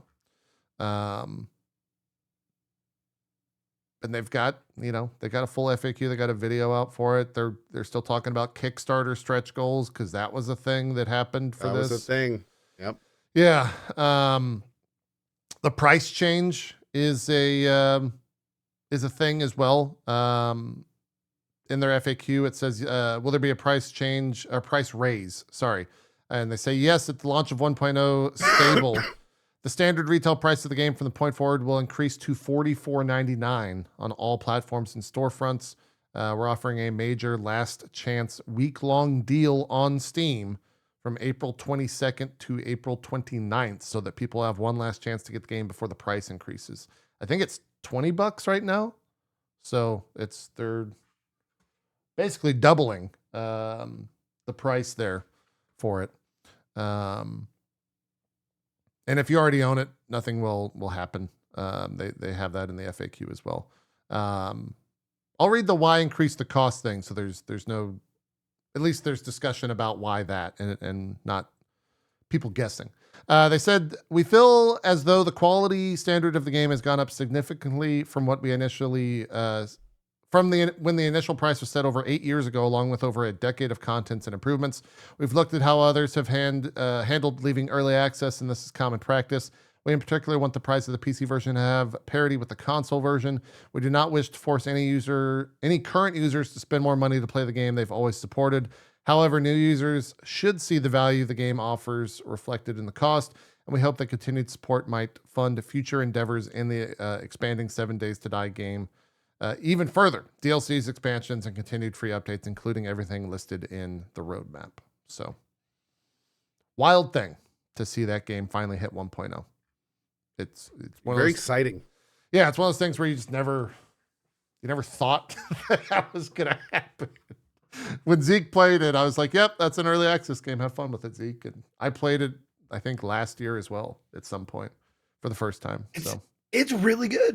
It's really good. I mean, I like it. So of course, there's a lot of there's some jank to it, but open world, you're gonna have that probably no matter what you do, no matter what you try. But it's among the most fun, well-built games. I mean, there's some gameplay mechanics that are like inventory shit. Man, we figured this out. How come you're not doing this? That kind of shit. But other than that, man, it's fantastic. I love the ideas of any game that you're like, oh, if you break this, you'll get the materials from that thing. You can just break whatever, and you can take that material. You need some dirt, just go get some dirt from the ground. You need some wood or brick or whatever, just break a wall of a random fucking building, and you can have that shit. Yep. I love that. Yep. It's a good one. And it is a good one. It's coming to 1.0, or it's getting its 1.0, which is still strange to think about and discuss. Maybe so. With that, maybe we'll also get Maybe we'll get Half-Life 3. You know, maybe that's what's next. My lord, is that too crazy? Am I getting too crazy? Kind of jumped the shark there, didn't we? I'm getting too crazy now. What else is going on? The City Skylines folk put out a statement around City Skylines 2. Not anything, I think, surprising in this statement. It's basically the game is not in a great state, and we're going to try and make it a better game than it is right now. Is that it? I mean, let me clear the cookies here. It's very long. Wow. Okay. Never mind. Yeah. It says, looking ahead, we also want to make immediate and meaningful changes in the way we approach game development and our communication with you. Firstly, this means a complete focus on improving the base game and modding tools. And secondly, we want to better involve you, the community, as we choose our priorities going forward. It just seems like I guess that they were just quiet for so long that the quiet got too loud for the community. And so they kind of put this out. In closing, we want to reaffirm our dedication to making City Skylines 2 the best city builder it can be. We appreciate your support and feedback and hope that we can regain your trust going forward. It's our responsibility to earn it. We hope these actions are a first step in that right direction. We're deeply grateful for your continued support for our game. Please stay tuned for further updates on the game and the refund process. Thank you for being a part of our community. So, wow. Yeah. Okay.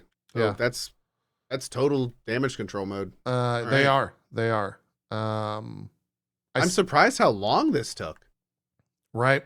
Is this kind of the first message we've heard about this? The first one of this caliber?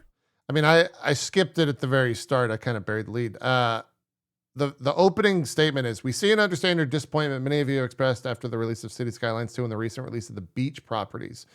I think the beach properties is what sparked this, because they put out DLC without fixing any of the other stuff. We asked for your patience and support, and you've shown those. In return, we let you down. We thought we could make up the shortcomings of a game in a time frame that was unrealistic and rushed out a DLC that should not have been published in its current form. For all of this, we are truly sorry. When we made statements like this one before, it's included a pledge to keep making improvements. And while we are working on these updates, they haven't happened at a speed or magnitude that is acceptable. And it pains us that we've now lost the trust of many of you. We want to do better. Yeah, this is like full. Wow. Okay. They're like laying it all out. First thing we want to do is compensate those who have purchased beach properties.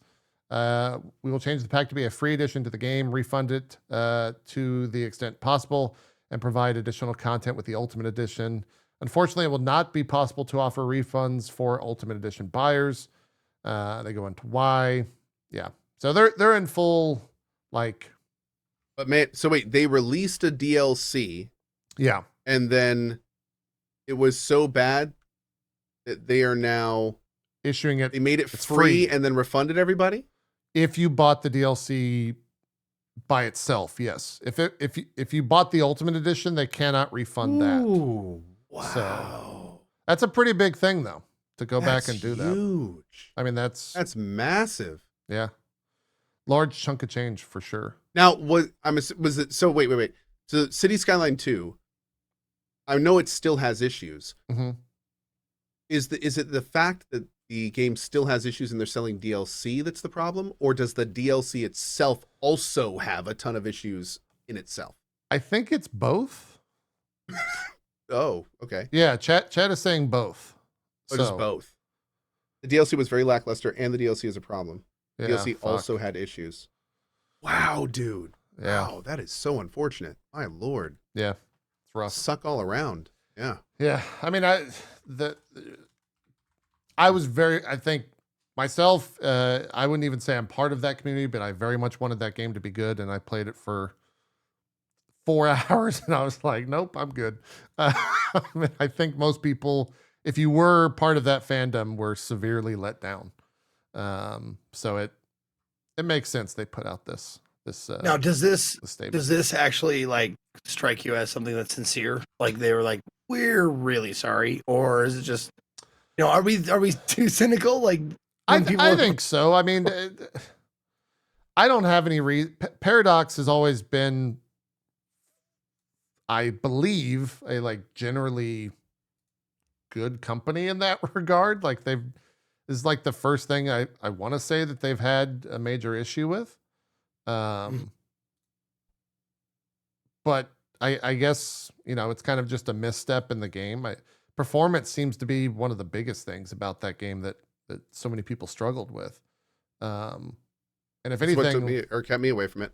Yeah, if anything, like City Skyline 1 kind of like kept Paradox alive for so long. Like that game sold so well. That, and they put out like Stellaris and a bunch of other, I think that's Paradox, a bunch of like 4X games or whatever genre you want to call that. And this is like kind of one of their first big missteps. So yeah, I think it's sincere, Zeke, to go back to your original question. I hope it's sincere is maybe a better ways to phrase that. Proof is in the pudding. You got to update the game. You got to make it. Well, I mean, I'm in the same boat you guys are. I'm sure most gamers are. Most fucking people are. Like, yeah. The apology, like you automatically, like it's like an automatic dismiss. It's like, oh, you're sorry. You're not sorry. Sure. Yeah. And then it's like, okay, if I really love the product and I really want them to be sorry, I have a tendency to believe them more often. I'm like, okay, I believe you're sorry because I liked your game. Yeah, absolutely. Yeah. You tend to be a lot more patient and understanding with people you like. Exactly. Yeah, that's a good point. That's a good point. So that's a thing that happened. Random factoid in terms of just player counts and sales and numbers. Sea of Thieves crossed 40 million players across Xbox, Windows, and Steam 4 days ago, which damn. I always forget how big that game is because it's just every once in a while I'll see like a stream about it or see some a long update about it, long update video from them about it, but I just never factor in how big that game is and how like a huge Game Pass is for it, because 40 million players is crazy. That is actually insane. It's a massive number to be associated and with anything. Is that what was that exact number you said? The exact number is the marketing number of 40 million players. So probably Game Pass and all that stuff. Since not 40 million at once, obviously, but just have played over time. Yeah. It's same thing that like Final Fantasy does, where they say 25 million or whatever. It's not active accounts or anything. It's 40 million people have touched our game. Still an absolutely crazy number. Yes. Wonder how many are active. Do they talk at all about current numbers in that area? They do not. On the seaofthieves.com/news, it just says 40 million players across Xbox, Windows 10, and Steam is an amazing milestone to be able to talk about. Of course, it wouldn't have happened without you. It just says we're incredibly pleased to say the number of pirates who have now set sail in Sea of Thieves is 40 million, and that's it. Don't go into active details or anything like that. But game's still doing well, I'm sure. Otherwise, they wouldn't be. I bet it's doing all right. Yeah, they've been pumping those seasons. They're on season 11, I think, at the moment, with multiple seasons still planned. So, and I'm sure they did the like Disney tie-ins, didn't they, for DLC? I'm sure those things sold. Oh, and the Monkey Island stuff. And yeah. I still need to finish that. Actually, I went back and did the first episode of the Sea of Thieves Monkey Island thing. It was great. Yeah, I loved it. Yeah. Oh yeah, I got to go back and do the other rest of it at some point. Nice. Chat 23,000 currently playing on Steam by Steam. 23,000. That's still pretty good for what I would. And that wouldn't count Game Pass, right? Yeah, I would think that game's heavily Game Pass focused when it comes to their community. Chat, feel free to throw stuff out because we haven't done a show in 2 weeks, so I'm just kind of seeing if there's anything else that we need to discuss or bring up in terms of news before we get to stuff that we've been playing. The Triple I showcase. Yeah, that's right. That was last last week. Yeah. Yeah. I got a little bit of, I had forgotten about that, but now thinking about it, my first open commentary on it was, we always complain about things going too fast, or sorry, going too slow. That went too fast for me, man. I had a hard time keeping up. Really? I felt like a fucking boomer, man, because I was just like, wait, what was the name of that? What is the name of this game? What am I seeing here? I don't know what's happening. This is so much information. It was just trailer after trailer after trailer after trailer with like zero breaks for 45 minutes straight. And I want to be very clear, zero breaks. It was just straight on to the next trailer. It was a lot. But that being said, it was cool. I'm glad it existed. I think the breaks in shows like that, I think the breaks, like the breaks that I felt were the games that I was like, watch 5 seconds, like, never mind. Okay. Let's talk. Like, that game looks like not me. Okay. Sure. Yeah. I'm trying to think what was the biggest. Cohh, for you, what was the biggest standout? Because, man, I'd have to go down the list again. Yeah, that's what I'm doing. But the thing is funny enough, what you were talking about was your critique. I loved that about it. Now, granted, I am ADHD. I'm not even ADD. I'm ADHD. Okay. So for me, I really enjoyed the pacing. I liked anymore. it. Yeah. Oh, really? Did they phrase it? Anyway. There was like the. I think probably one of the arguably larger announcements, the one that really kind of caught me off guard, was Slay the Spire 2. Yes. I mean, I know that game's huge, and I haven't even really dived into it at any point. So in chat freaking went crazy. Yeah. Which was also really fun. Oh, the 7 Days to Die stuff was super cool. I mean, I really enjoyed that showcase. It was just a ton of back to back stuff that was all enjoyable, and even the stuff that I wasn't super into, the way that it was presented was entertaining. So it was just kind of like you, Zeke, something would start and I'd immediately be like, this isn't for me. But because of the pacing and everything, it wasn't kind of like, oh, another one of these. It was more like, okay, well, I'll just kind of check this out for a second until the next thing in 2, 3. There we go. Okay, next thing. It was kind of fun. But yeah, it was really good, and the pacing was great. And for me, as somebody who enjoys fast-paced shows, and I hope we get a lot more of this moving forward. Yeah, I to defend what I said, for some reason, I love fast-paced shows too, but this one, there was just too much. I don't know if it was too much. I just think that I needed someone to come out on stage or I don't know what it is. There was a 30-second break in a 45-minute show, and that's it. That's true. Yeah. I didn't have time to process anything. But you guys did make a good point in saying, like, the second that you realized you were out for a trailer, you were able to, that was your break, is what both of you said. And I don't think I think I was just, not that I was interested in every single thing, but I was still focused on trying to be like, what was that game? What type of game was that? Who's making that? What was that? There was also so many games. I don't know if you guys had this in your chats when you were watching it, but there was also just like, they didn't have a name tag or anything graphically on the screen. And so unless you caught the like title screen of what the game is for the 5 seconds, it was very hard to tell what games we were actually looking at. So one thing I will say is it was very clear that was their first show. That was one of more than a few little things where it was very clear that, this is a brand new company that's kind of putting this together. Yeah.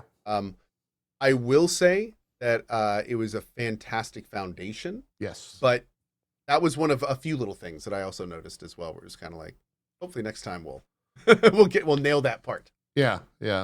I didn't see that much conversation around it. I'm curious what y'all's commentary is. How do you feel about the Prince of Persia thing, Ubisoft being like the bookend of a triple-I showcase.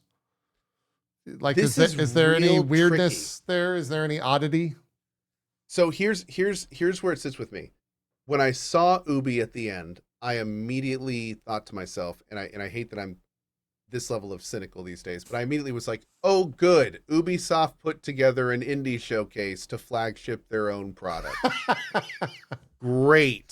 Like, I immediately was just like, they probably organized this. The whole thing's a sham. Blah, so, but then I thought about it more and I was like, but hold on. Let's be real here. Yes, first of all, Ubi is making this game, but it's made by the devs that made Dead Cells. Dead Cells. Yeah. It's the Dead Cells guys. Like this, and that's an indie sweetheart when it comes down to it.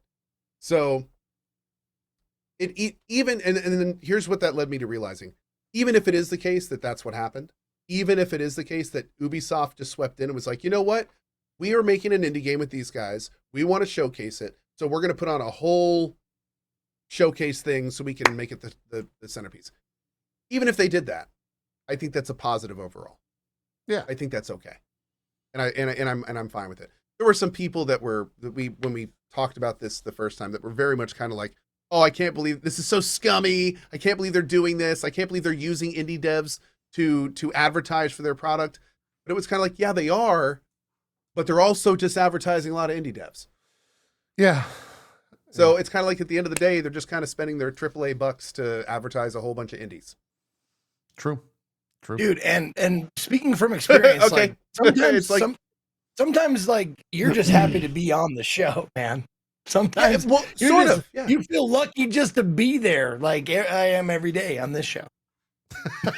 Well, more importantly, I do hope that Ubi's game being at kind of like the crown jewel spot of the show, right? I do hope that means all the other devs did not have to use nearly as many resources as they normally would to put their game in a position like that. Yeah. That's kind of awesome. So, if they're going to take the spotlight, the hope would be that the rest of the devs are either not needing to put in resources or being compensated in some way even. I don't even know. Yeah. Yeah. And most of the time you sell those spots if you're in like a Jeff situation. But for this, I guess you still sell those spots, but well, we don't know how it works. Yeah. We don't know how it works. We don't know if Ubi's running it or if it's a completely independent organization and Ubi's just a sponsor. Like, who knows? Who knows? We need a lot more info. Yeah. We're guessing at this point for sure. Yeah, but it was still a good show. A good showcase. It was still a great show, and hopefully we'll see a lot more of it. Yeah, sure. I hope so too. Yep. Very much hope so. I hope so too.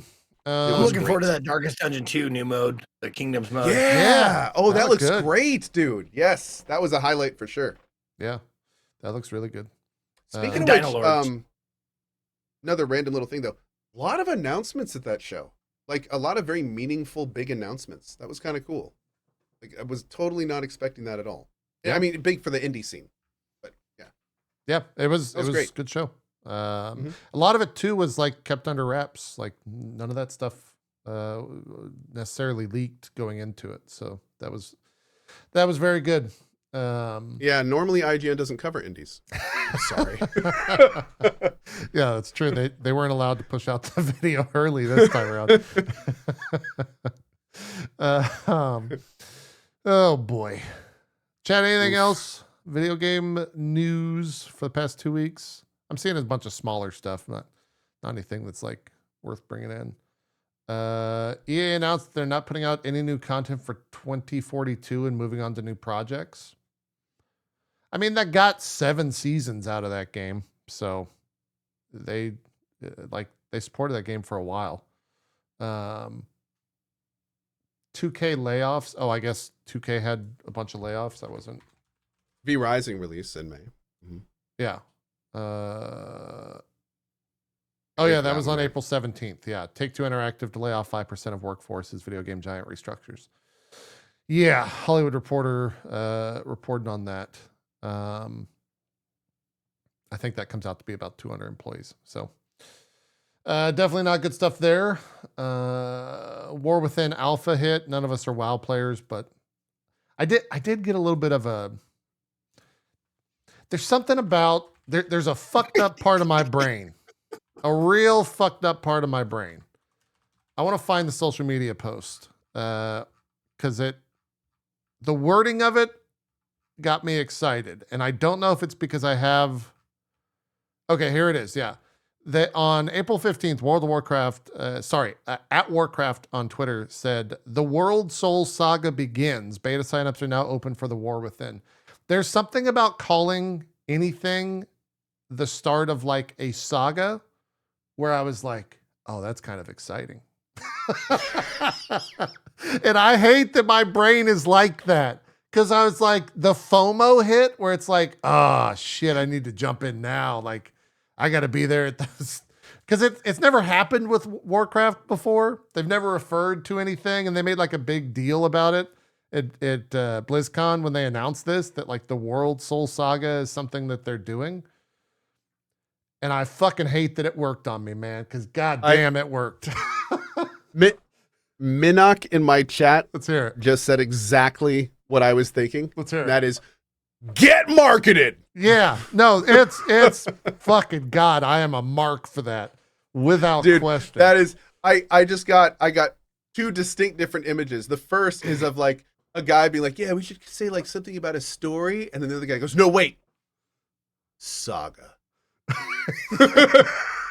Dude, fuck, dude. If we're being honest with ourselves, we all have our things, and I think it's important for all of us to know those things. Like, anytime I'm like browsing, I do a lot of indie browsing on Steam, and people suggest games, and I'm like, psychological horror, you say? And that's like, bing! I'm like, all right, I am 75% more interested now. Because you said psychological horror, or you said surreal, or something like that. You say saga. It's like, well, I better be there at the beginning, or else I'm not going to know what's going on. True. That's where my brain was at, man, and still is. Like, I got a little bit of like excitement from that, and everyone that's apparently in the alpha and the early commentary from all the alpha is that it is good. They're making the right steps. Granted, that's all the rating aspect of it and the class change aspect of it. So we'll just have to see where it comes in from, like the story thing, which is a really weird thing to say that you're playing WoW for the story, but it is the culmination of potentially, what Warcraft has been doing for 20 years, I guess. Is that how long that game's been out? It's been a while. Yeah. A hot minute. Yeah. 20 years in November. Wow. God. Wow. I didn't even do that on purpose. Yeah, that all sucks. That whole thing sucks. It's all dog shit. Burn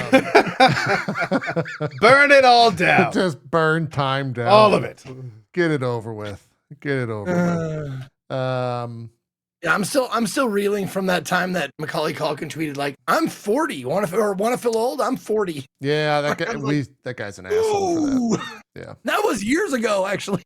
Yeah, I remember that. Am I getting the statue? No, they did announce the collector's edition. They didn't get me with the collector's edition for the War Within. It is also pretty expensive, isn't it? It's at least for a WoW expansion. It was expensive. What was it? 180? Yeah, $180 for the collector's edition. Which in the grand scheme of collector's editions these days, that's I think on the low end. But I guess for a WoW collector's edition, that's kind of high. But that's someone also threatened me the other day with a 100-month game of playing WoW retail WoW. Yeah, like that's a dangerous 8 game. hours, right? That's a dangerous game to play, Zeke. You'll find yourself getting addicted. I was just wondering, should I be scared? Should I be excited? Like, I mean, retail WoW is in arguably the best place it's been in a pretty long time. So it's a lot to learn, though, man. It is a lot. Yeah. Well, Okay. good luck. Just good luck. Because I mean, I could very, very easily see you getting addicted to that. Coming back and being a huge WoW fanboy. I see what you're saying. Yeah. It's dangerous territory. Yep. But it is a lot. As Cohh said, there's a lot to learn. I mean, I haven't played like right before the Mists of Panda, whatever came out. That's Mists of Pandaria. Yeah. Yeah.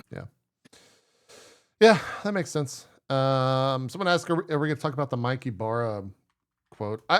I saw that was for some reason a big thing. It was Mikey Barra, who is former Blizzard executive. Yeah, he's president at Blizzard Entertainment and former VP at Microsoft. He had a tweet that went, I guess, viral and had a bunch of different headlines regarding he's in between jobs right now, so Twitter is his job, and he's just been making a lot of commentary on different aspects of the community. And I'm trying to find the exact tweet that this is around. The tip thing. Yeah, it was about tipping. Okay. Basically saying that like game developers should have some form of tipping when you buy a game is the short of it. I want to find his exact words so I don't misquote him, but I don't know. I looked at that and was just kind of like, what? What? Why is that I mean, it seems to me like it comes off like pretty tone deaf. His heart's in the right place, it feels, but it's like not you're like my daddy always used to tell me, it's not what you said, it's how you said it. Yeah. So here's the full tweet. I thought about this idea for a while as a player since I've been diving into single player games lately. When I beat a game, there are some that just leave me in awe of how amazing the experience was. At the end of the game, I've often thought I wish I could give these folks another $10 or $20 because it was worth more than my initial $70. They didn't try to nickel and dime me every second. Games like Horizon Zero Dawn, God of War, Red Dead 2, BG3, Elden Ring, etc. I know $70 is already a lot, but it's an option at the end of the game I wish I had at times. Some games are that special. I know most will dislike this idea. By the way, I realize we are tired of tipping in everything else, but I view this different from a pressure to tip type scenario many face and give feedback on. And I think the response in chat from most people seeing this is kind of the general response that I saw around it of like, what the fuck? I agree with what Zeke said. I think it's a cool and interesting idea, but I don't know if the implementation would even go through this route. So I like the idea of, if I have a phenomenal time in a game, being able to give a tip directly to the people who made that thing. Right.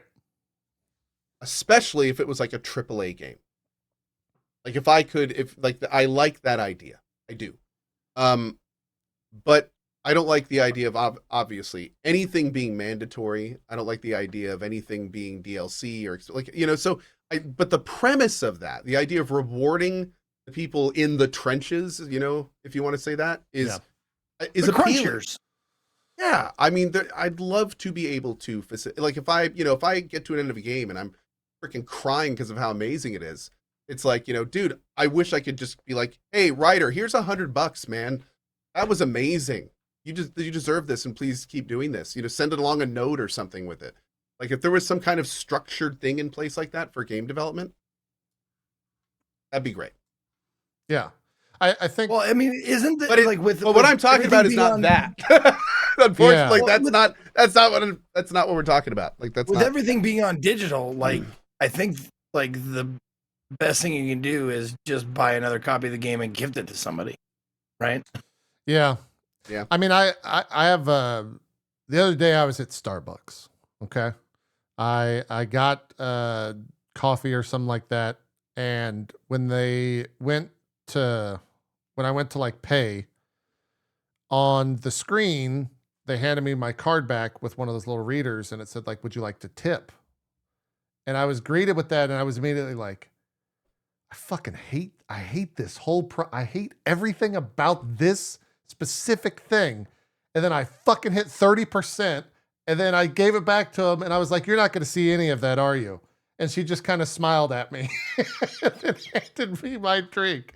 And I was like, God damn it. I just gave 30% to fucking Starbucks, not this person who just helped me out with my morning coffee. Like, that was the stupidest fucking thing.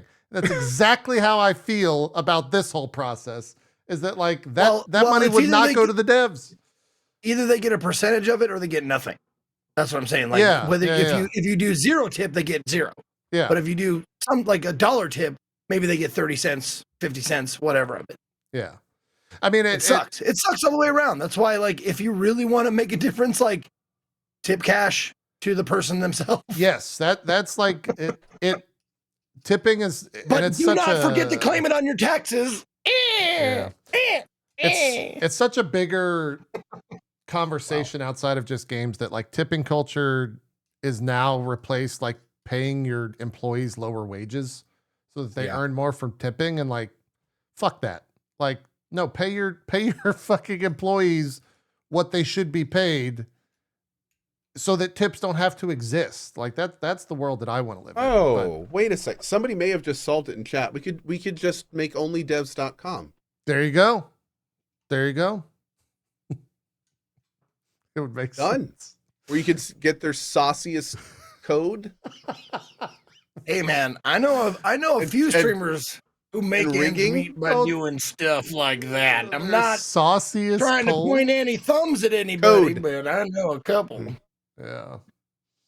The other larger part of this whole conversation is it's such an American centric thing. Outside of the US, tipping is like not that. Nope. It's not commonplace. It's actually insulting in a lot of places to tip. So dev in bio. That's how they should respond. Yeah. That's fucking beautiful. Dude, I love that. Yeah. So yeah, the whole statement from Mike Barr is just like, I don't know. I read that and it's like, okay, I'm gonna move on now. And a lot of people, I mean, that had 1.1 million views, which doesn't mean much because Twitter is mostly bots these days, but still had a lot of conversation around it. Kind of a strange thing. I mean, like I just picture like you buy a product and then you're like, man, I really like this product. And you take the time to drive to the factory where they make the product. The people are actually making the product, like on the conveyor belt, like, putting the pieces together, and you walk up and you're like, here's a $5. Yeah. Yeah. Nice job. Yeah. And they're like, thanks. I'm going to get back to work. Thank you. Whole process is awkward without question. We only got an hour left. I'm going to say that we're good on news. That's, if we missed anything, we'll cover it next week because there are games that have come out that we have all been partaking in. I think the biggest one, at least on Twitch and kind of in our neck of the woods, is No Rest for the Wicked. Yes. I put 9 hours in. I will wait for 1.0. Cohh, I know you're a lot further in than I am. I don't know how many hours. I am in. You're in. I am in. Yes. I mean, my quick thoughts on it. It's everything I want in a video game, but it's very much an early access launch, and so I will wait for everything to be finished, and then I will play that game when it comes out. And that's, I have a nice PC, top of the line PC, because it's there for my job. I did not run into performance issues. I think that's, game's currently sitting at 64% positive, so it's mixed on Steam. The majority of those issues that people are having is performance based. And then also people just bouncing performance issues. Yeah, people just bouncing off the actual like gameplay loop. But we can get into that in just a sec. But for me, game is drop dead gorgeous. I love everything about the like Souls aspect of it. I love the combat aspect of it. I'm in. I will just be waiting for kind of 1.0. And that's where I'm at. So again, I only have 8.5 hours or 9 hours in it, but I'm in. They sold me. And also, for what it's worth, I was sponsored, and I think Cohh was as well, before we kind of jump into it. So, yeah, Cohh, you're what, 20? You've been playing a lot. You're like 20 hours in? like 15-ish, I want to say 15 or so hours in. Okay. And it's been phenomenal. Like I really appreciate how this game amalgamates a lot of different genre mechanics into one package, and it delivers it in the form of a very, very well voice acted and well animated and graphically impressive framework. So it's what I've been saying, and I'll go ahead and say this again. I knew this in the demo, but I solidified it with this. I'm gonna take a guess, an early guess, and say that I think that this game is going to be to the Souls-like ARPG genre, whatever we come up with the name of for this. Yeah. It is going to be to that what Hades is to roguelikes. Like it is that good. And once it is 1.0, I think it is going to be like that big of a thing. Sure. Give me just 1 second. So it is it's looking really good. It is beautiful. The graphics are super impressive. The combat and animations and the feel of it is phenomenal. The itemization is super cool. It's doing so many things well and interesting that it's just been a joy to play. And the devs are also being super receptive to community feedback on their Discord. They're also being very big on Twitter about like getting feedback through polls and different things. We have 2 hot fixes out already. Yeah, the patch notes are pretty big for it already, right? Yep. So Yep. It is still, of course, early access. There are major performance issues. You can't rebind keys. There's some major missing QOL and, like things, you can't sort your inventory and things don't stack, just stuff that's going to come with early access development that needs to get in the game. All that is very much here. But what is here is also really impressive. Like I was saying, the cutscenes, they rival Arcane. They're incredible. I would watch an entire Netflix show of that exact animation type. Yes. And be totally fine with it. Dude, I said the exact same thing, and hearing it from someone else is like, no fucking way. But no, it actually does rival Arcane. Oh, absolutely. Completely. The way, it's very good. I'll try to find some. At one point, one of the characters was listening, and you could see the corner of their lip twitch when they heard a specific word, and their other side of their eye, like at the same time. It was like, twitch. And I was just like, this is animated? Like it's wild. It's wild. Yeah. I would give me just 1 second. My son just stopped by and he's patiently waiting for me. Okay, yeah. But please continue. I'll be right back. Sure. It is remarkable. Zeke, have you touched this game at all? Have you? No, I haven't. Are you waiting for 1.0 or? Now I am. Yes. Okay. Originally, like I'm doing this whole 10th anniversary month, so like everything is on hold right now. I'm not doing a bunch of new shit. But it definitely, since it's the Ori devs, so I'm definitely intrigued and interested in playing it. But with all the early access issues that I'm hearing it's having, it's like it seems like it's just fine to wait for it. Like I'm fine to wait for it to work that shit out. Especially since man, those Ori guys built up a ton of goodwill, and to have a game from them get mixed reviews, oof, that was a huge misstep that happened then. Yeah. I mean, performance is definitely the biggest thing for a lot of people. I think a lot of people also bounced off of, there was this idea of mismarketing the game. I would love to have, I'll bring this back up when Cohh sits down. But I think they marketed the game, or a lot of people had the impression, I don't know if they marketed the game as a ARPG, when it's not really an ARPG by what I think that means in most circles, such as Diablo 4 Path of Exile. Right. So they were expecting that style of game because the devs call it an ARPG. But at the same time, Elden Ring is also an ARPG. It's an action adventure role-playing game. Right. Yeah. So Zelda. Yeah.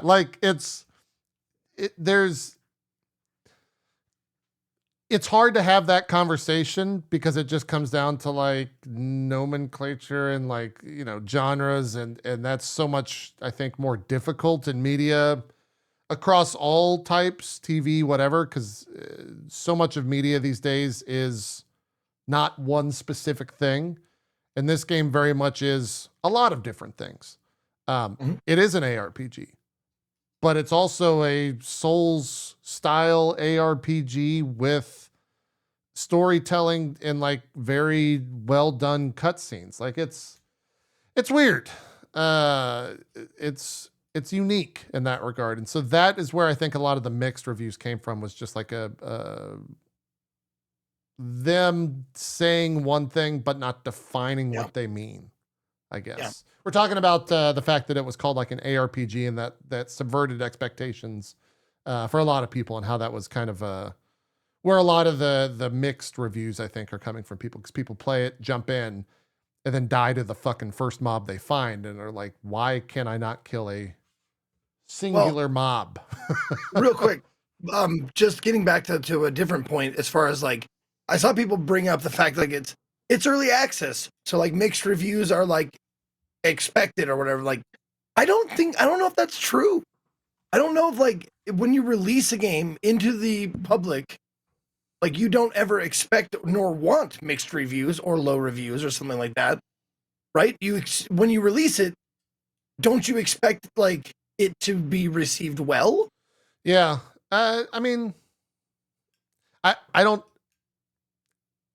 I think it no matter what you do when you release an early access on Steam, it just creates the bottom line.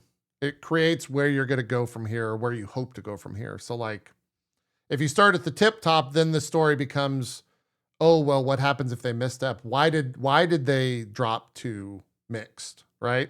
And if you start at mixed, hopefully the story is a year from now or 2 years from now when this game hits 1.0, it's like, oh, well, what changed for this game to go from mixed to very positive, right? It's just the storyline that people look for there, and gets painted a lot of these days. Yeah.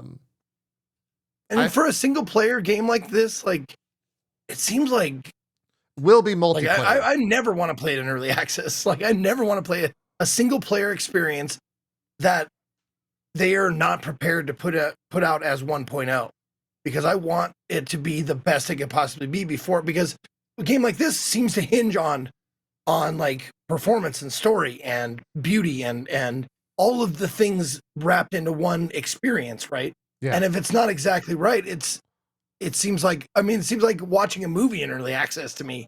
It's like, I don't want to see a movie in early access. Yeah, a little bit. I mean, it would be the same as you could say, like, if you got early access to Elden Ring, but it was like not a marketing early access, and it was like proper early access, right?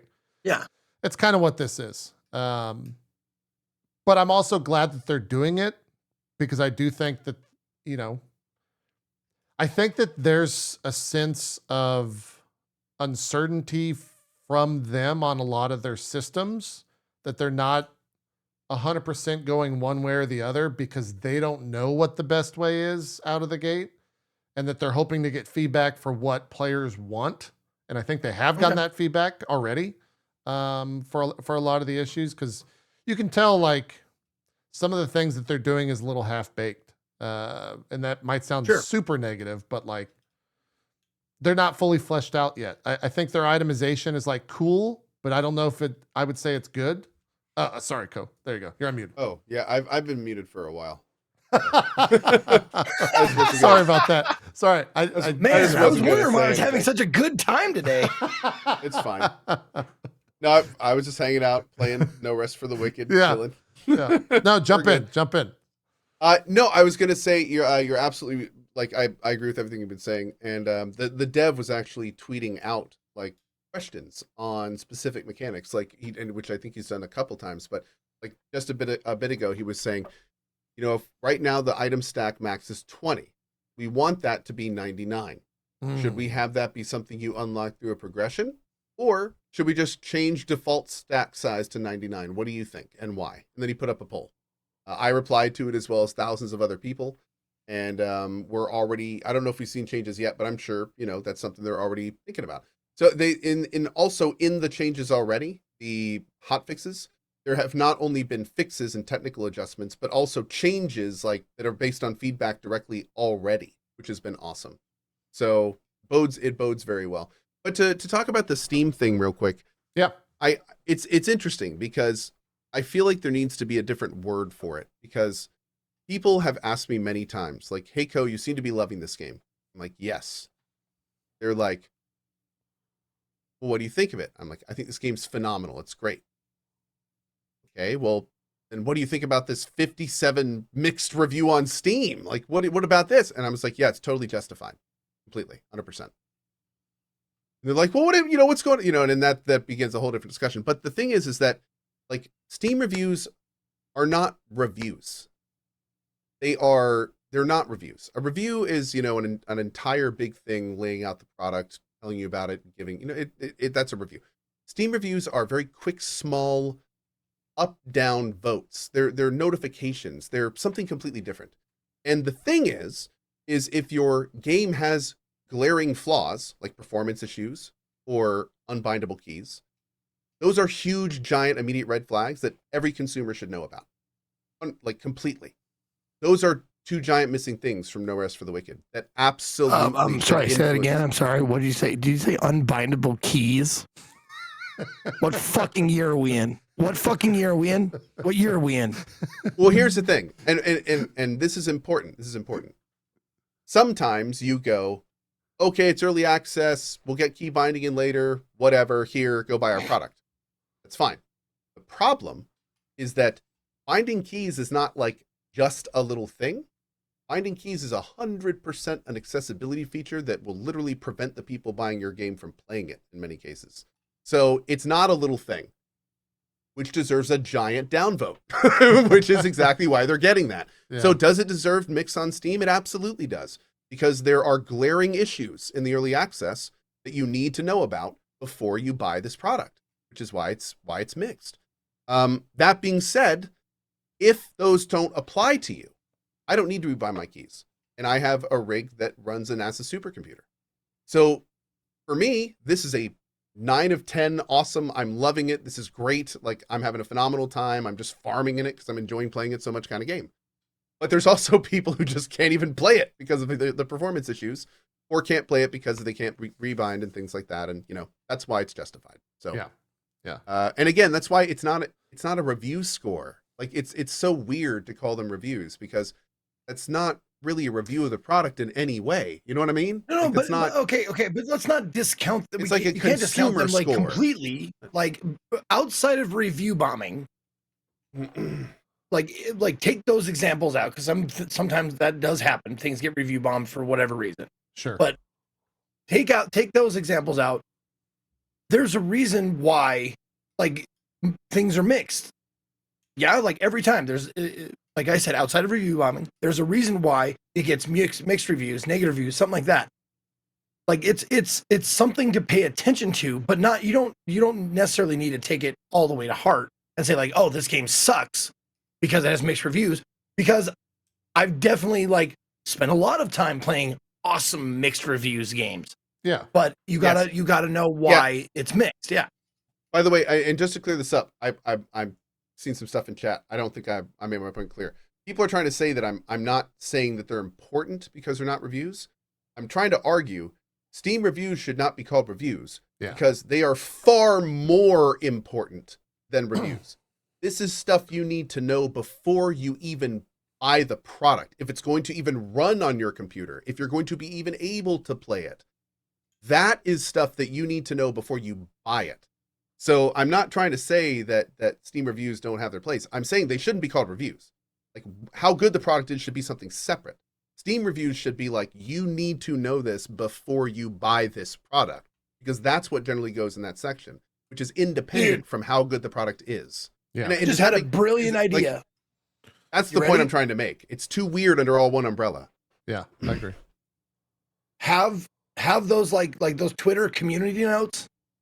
If it has like mixed or overwhelmingly negative or something like that, like, have like Steam community notes saying, like, the reason why this is marked as mixed is because unbindable keys, or like something that the community all agrees on. That's kind of an interesting idea, where at the very top of Steam reviews, it would be like, positive people say these trend things. So this is what the positive things are being said. Negative people are saying these trend things, bad controls, performance issues. Like having that at the top of all Steam review sections would be amazing. If people could like actually tag their reviews and you could see like where these tags are adding up and where the actual problems are. Oh man. Woo. Oh wait, did they already do that? Somebody just said they already have. No. No. That's something different. I'm sorry. That's something different. Yeah. Yeah, that would be cool. I that would give a lot more control over the system and make it a lot more useful, I think. Yeah, I think they're all totally sound ideas. I think Steam will never do that. Just because like Steam That's a really good point, JP. Yeah. No, that's a great point. They're so could have thought about that, honestly. They're so reluctant to just even moderate anything on that platform. Going and taking an evolution of that, I feel like is so not what Steam has ever done. I hope they do, but yeah, it would be very, very surprising. And I do agree that like it's weird to even call them reviews. I think most people say Steam reviews, and that comes with its own. Yeah, I mean, it's literally what they're called. Just them being called Steam reviews. They're not reviews; they're Steam reviews. If that makes sense. At least in my, I see what you're saying. Yeah, it's in my mind. That's where it's at. Separating the word review from the classical meaning and giving it the definition of that term. Yeah, because it's more honestly makes sense. It's more like customer sentiment. It's like a title. Yeah, it's a weird thing for sure. And hopefully there is an evolution there, but I just don't ever see Steam doing that, unfortunately. Yeah. They don't need to. It wouldn't make them any money, you know. I'll tell you this: if games get like mixed reviews or lower or something like that, I'm always more intrigued. Like, oh, well, let's see if the reason why it's mixed is because of something that I might like. Sure. You basically you that is the exact person that clicks on clickbait. You're like, oh, what's why is this mixed? What's the tea here? I mean, I'm the same I'd be things, lying. the same neurons that fire for me when I read World Soul Saga. Zeke gets when he reads mixed review. There it is, right there. There it is. No, I'm a big fan of like I'll say, mixed reviews. Let's see why it's mixed, but also let's see the top down votes and see how good they are. Like this game has a 2-word review. Shit sandwich. Fun. Yeah. They're fun. I love those. Cohh, since you've played a lot more and seen, I would suspect, more than the first boss. I only saw 2 bosses. Okay. I've finished the main story. Oh, okay. How long did that take roughly? Well, I mean, the main story of the EA. Yeah. It took me about 15 hours, but I did, a lot of side farming. So I certainly was not rushing it. And it's also very important to mention that when you kill, and this, I wouldn't really call this a spoiler, but when you finish the EA available content, which is not the end of the main story, obviously there's a ton more to go. It doesn't even start really. It's like chapter 1, right? I mean, the main story is barely beginning to pick up, and then it cuts off. Got it. Well, I mean, it's an early access. They told you not to expect much there, but I mean, it's still interesting stuff. But once that section ends, there's an end game that kind of opens up, which is very interesting. That I did not expect, and that is going like I thought that once I finished the story stuff, it's like cool, okay, done until next patch update 1.0 made whatever. But now that this, the end thing opened up, the end game portion. I did a little bit of it. Things were dropping like 4 levels above me and everything was kicking my ass. And now I'm like, well, I guess now I got to go farm 4 levels. And now I'm kind of like completely back in. And now I'm kind of like looking at the next tier of weapons and what I'm going to need to do to get there in terms of stats. And so it's been very cool. It's been very cool. And the thing about the whole meta progression that's so much fun is that the base game really carries it so well. Everything really clicks in the way that they're doing it, and even farming is really enjoyable. So it's been great. It's been great. I unfortunately I did not think I was going to be putting Rise of the Ronin on the side. I was hoping to kind of do some more split streams at this point, but I've just been full into this, and I've been really loving it. The thing I wanted to ask, and on some of the other bosses, and it kind of goes out the window when I think you're fighting multiple mobs, which on the harder difficulty, it seems like that's kind of always commonplace where you're fighting more than 2 mobs at once. At least in the gameplay that I saw you playing earlier today, right before the show. In the boss fights, the 2 that I fought were, I wouldn't say, it's weird because I want to compare it to Dark Souls, but this is like not a Souls game, but it kind of is a Souls game, so I'm going to do it anyways. Most of the boss fights, it's more Soulsy than Diablo-y. I'll say that. Yeah, I'll agree with that. The cadence of the boss fight was like attack, make sure you have enough stamina for at least one dodge away, wait for it to go back up, attack, dodge away, and it was that. Like that, I didn't have struggles with the boss. Does that change? Does the cadence of the boss fights like ever change from that as you were playing? Not incredibly. Okay. It is the kind of thing where I think they're going for exactly what you just said, because what you just said, I think in a lot of ways encapsulate that Souls-like feeling, where you have to kind of feel out your enemy's moveset. You need to find your openings. You need to plan how you're going to dodge through the moves to get to those openings, and then how you're going to exploit them. Standard Souls-like formula. Sure. And I think that that's what they're going for in this. So I'm guessing that most bosses are going to be a lot of that. There are more tricks, and of course, the bosses have some gimmicks. Okay, that's good. That's like any good Souls-like. Yeah. But most of the fighting in this game and most of the enemies are going to be, from what I've seen, mostly that way. Okay. How many bosses have you run into off the top of your head? I think in this there are 3 major ones. I think there's a couple optional ones, like some weeklies and some kind of, there are some very hard enemies that may not be bosses, but yeah, I think in terms of like iconic singular characters, I want to say there's 3. But again, I'm still exploring it, and there may be more than that. Would you say that you lots of different enemies? Enemy variety's been really good. Yes, yeah, that's kind of my next question. Would you say that you've had more difficulty against normal enemies, particularly groups, than bosses themselves? Some of them. Okay. It kind of depends on where the enemies are and what the enemy is. Some basic enemies have much more aggressive movesets or more aggressive moves in general. Like there's a few enemies that have moves where they launch themselves towards you for huge amounts of damage, or they have moves that will stun you into a much larger hit. And that stuff, especially for my build, which is a low armor, low health build, that's pretty painful. So wait, what's the positive? Yeah. Zeke went with the direct there. I was going with, yes. So what's good about your build? Yes. I'm focusing on strength and dex primarily with a little bit of my build's all over the place. It's a mess. And but yeah, and the problem is there's no respecking. So which I did not think was the case at the beginning. So yeah, my build's a complete mess. Gotcha. And I'm trying to keep light most of the time. So it's been a thing. But yeah. Okay. Good stuff. Are you finding a lot of different weapon types? I've found, I guess, a decent amount, like bows, their staffs. You can kind of go, what you would expect in Dark Souls. It seems kind of all over the place. Decent amount. It looks like we're going to have one hand. We're going to have some casting, some archery, shields, one hands, two hands, and I think that's about it. I haven't seen any exotics. I haven't seen any like nunchucks or flails or any. I haven't seen anything. I know like that there's like boss items. Did you see any of those? I've seen some gold items. Okay, yeah, those are I got uniques, today, I think. and I found this very interesting. I found a rapier today. It was a casting rapier. So the 2 stats that a rapier was using were int and faith.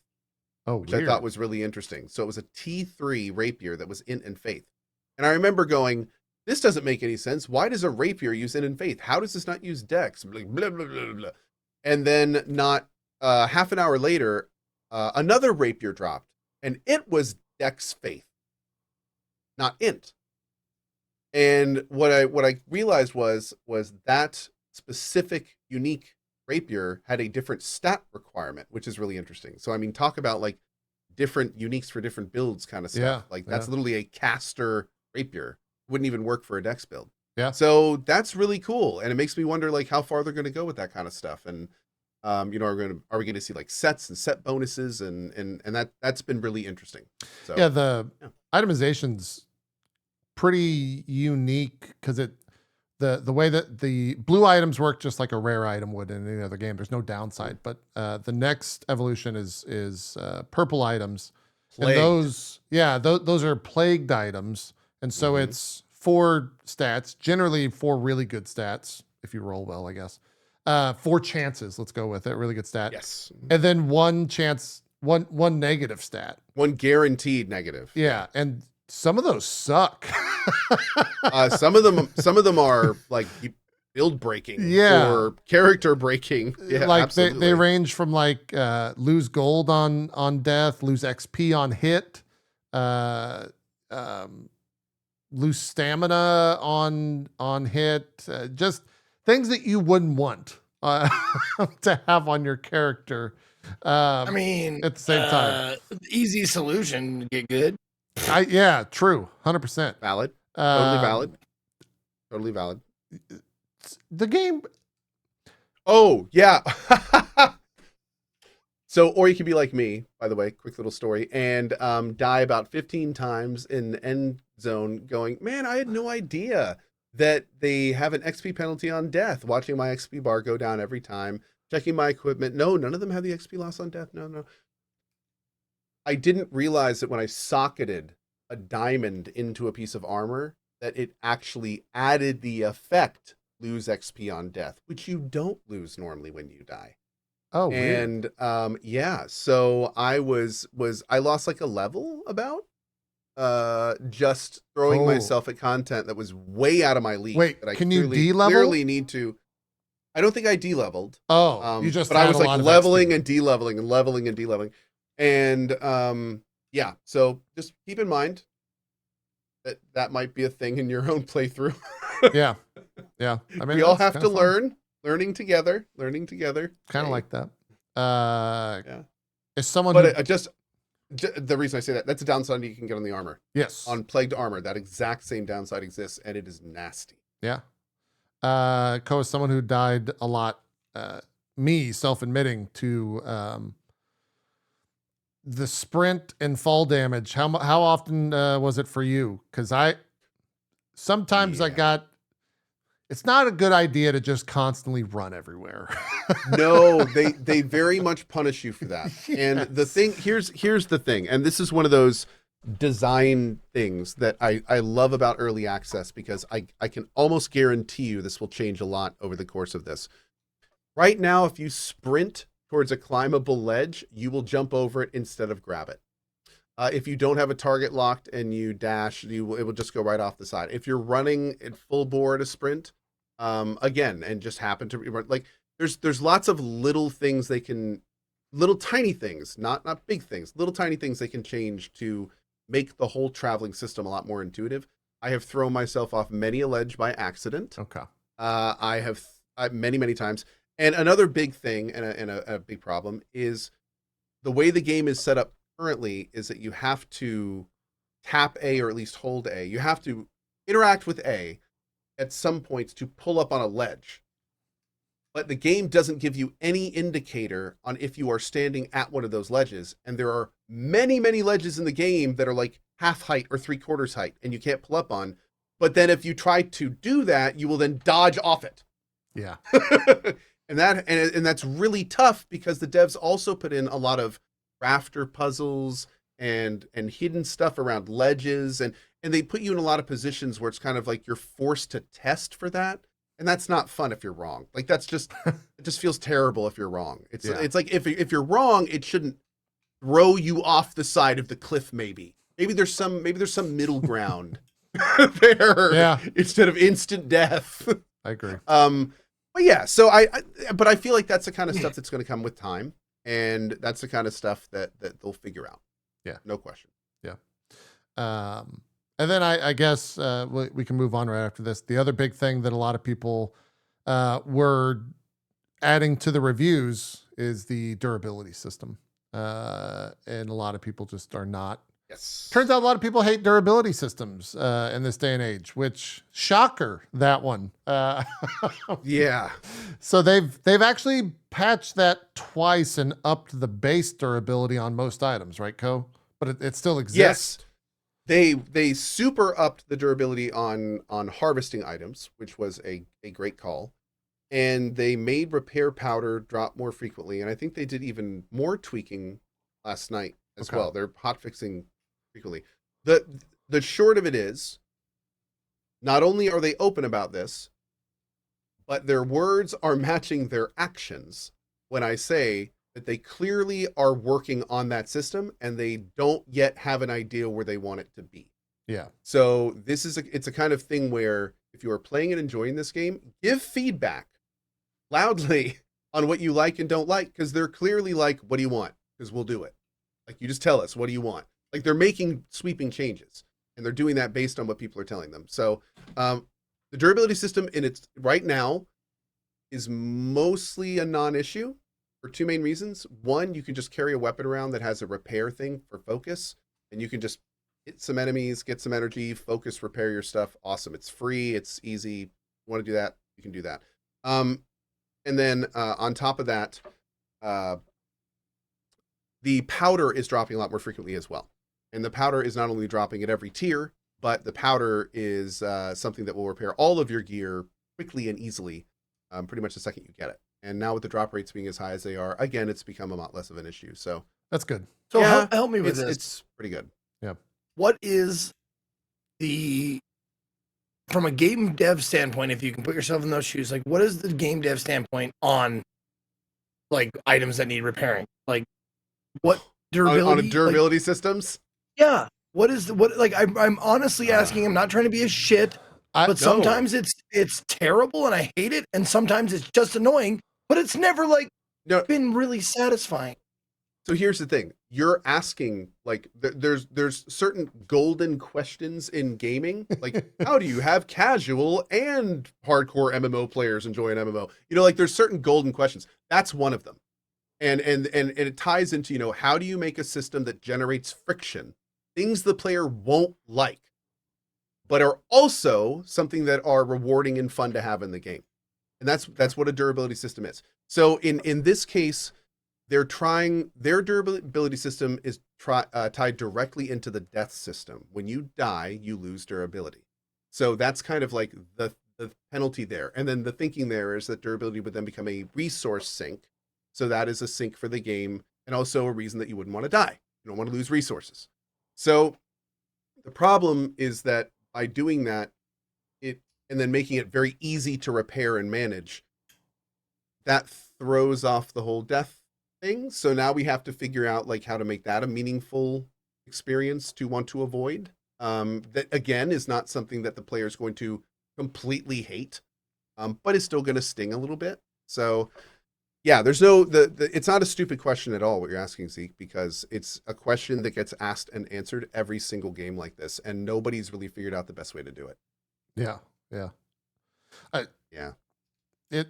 I think it also solves a lot of problems when you have, like, a currency system in a game. It gives a little bit of a constant drain on your resources, like Cohh was saying, to create friction. And so that whenever I see a durability system, I'm thinking, like, oh, that's because they want to drain on your resources so that there's something pulling from that pile, so you can't just always have wealth, as it were. Yeah. There is a durability system that someone brought up that I kind of appreciated for the fact that it was, well, okay, Lies of P, how you have to do the, I was going to jokingly say Zelda. You really liked Breath of the Wild stuff. I really loved it. I'm sorry. All these years I've been shitting on it. I'm sorry. I'm lying. I'm hate farming. I actually love Zelda. No, Lies of P, because it seemed more like it was like a bar you had to fill up before you go to a fight, and if you forget, it's your own fault. Like, or if you like, you have to manage that into a fight. Like, I know this weapon has a possibility of breaking during the fight, so I have to find a spot strategically to sharpen it back up and get back in the fight. Because it's not like I have to stop what I'm doing, go back, fix, blah, blah, blah, blah. It's like in the middle of the action, you're like, okay, shit, the boss is paused.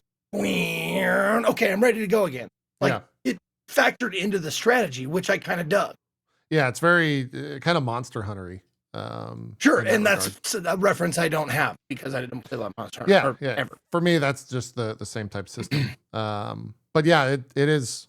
You're right, where it like factors into the second-to-second gameplay decision against a boss.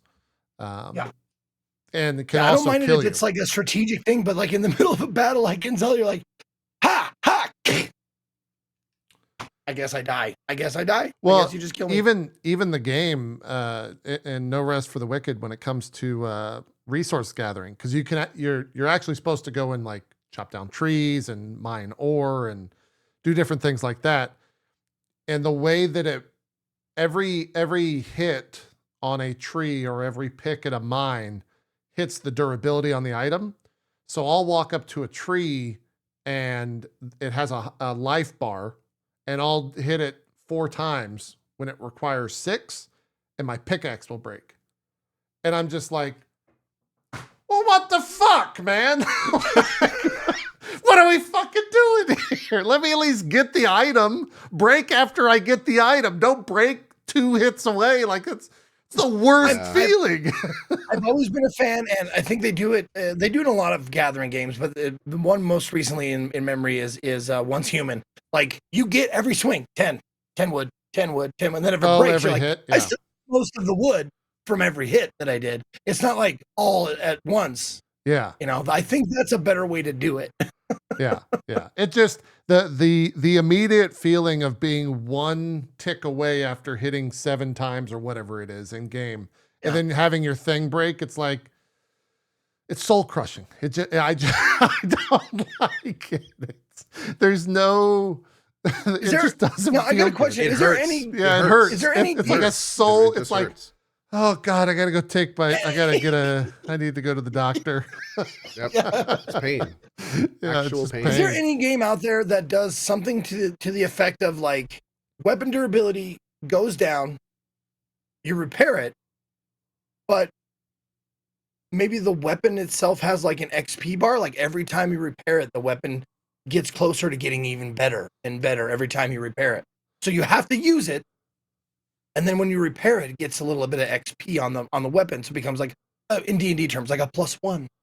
I don't know if I mean, the idea of weapons leveling is definitely pretty prevalent. There's some entire games. That would be a great reward for durability, in my opinion. Yeah.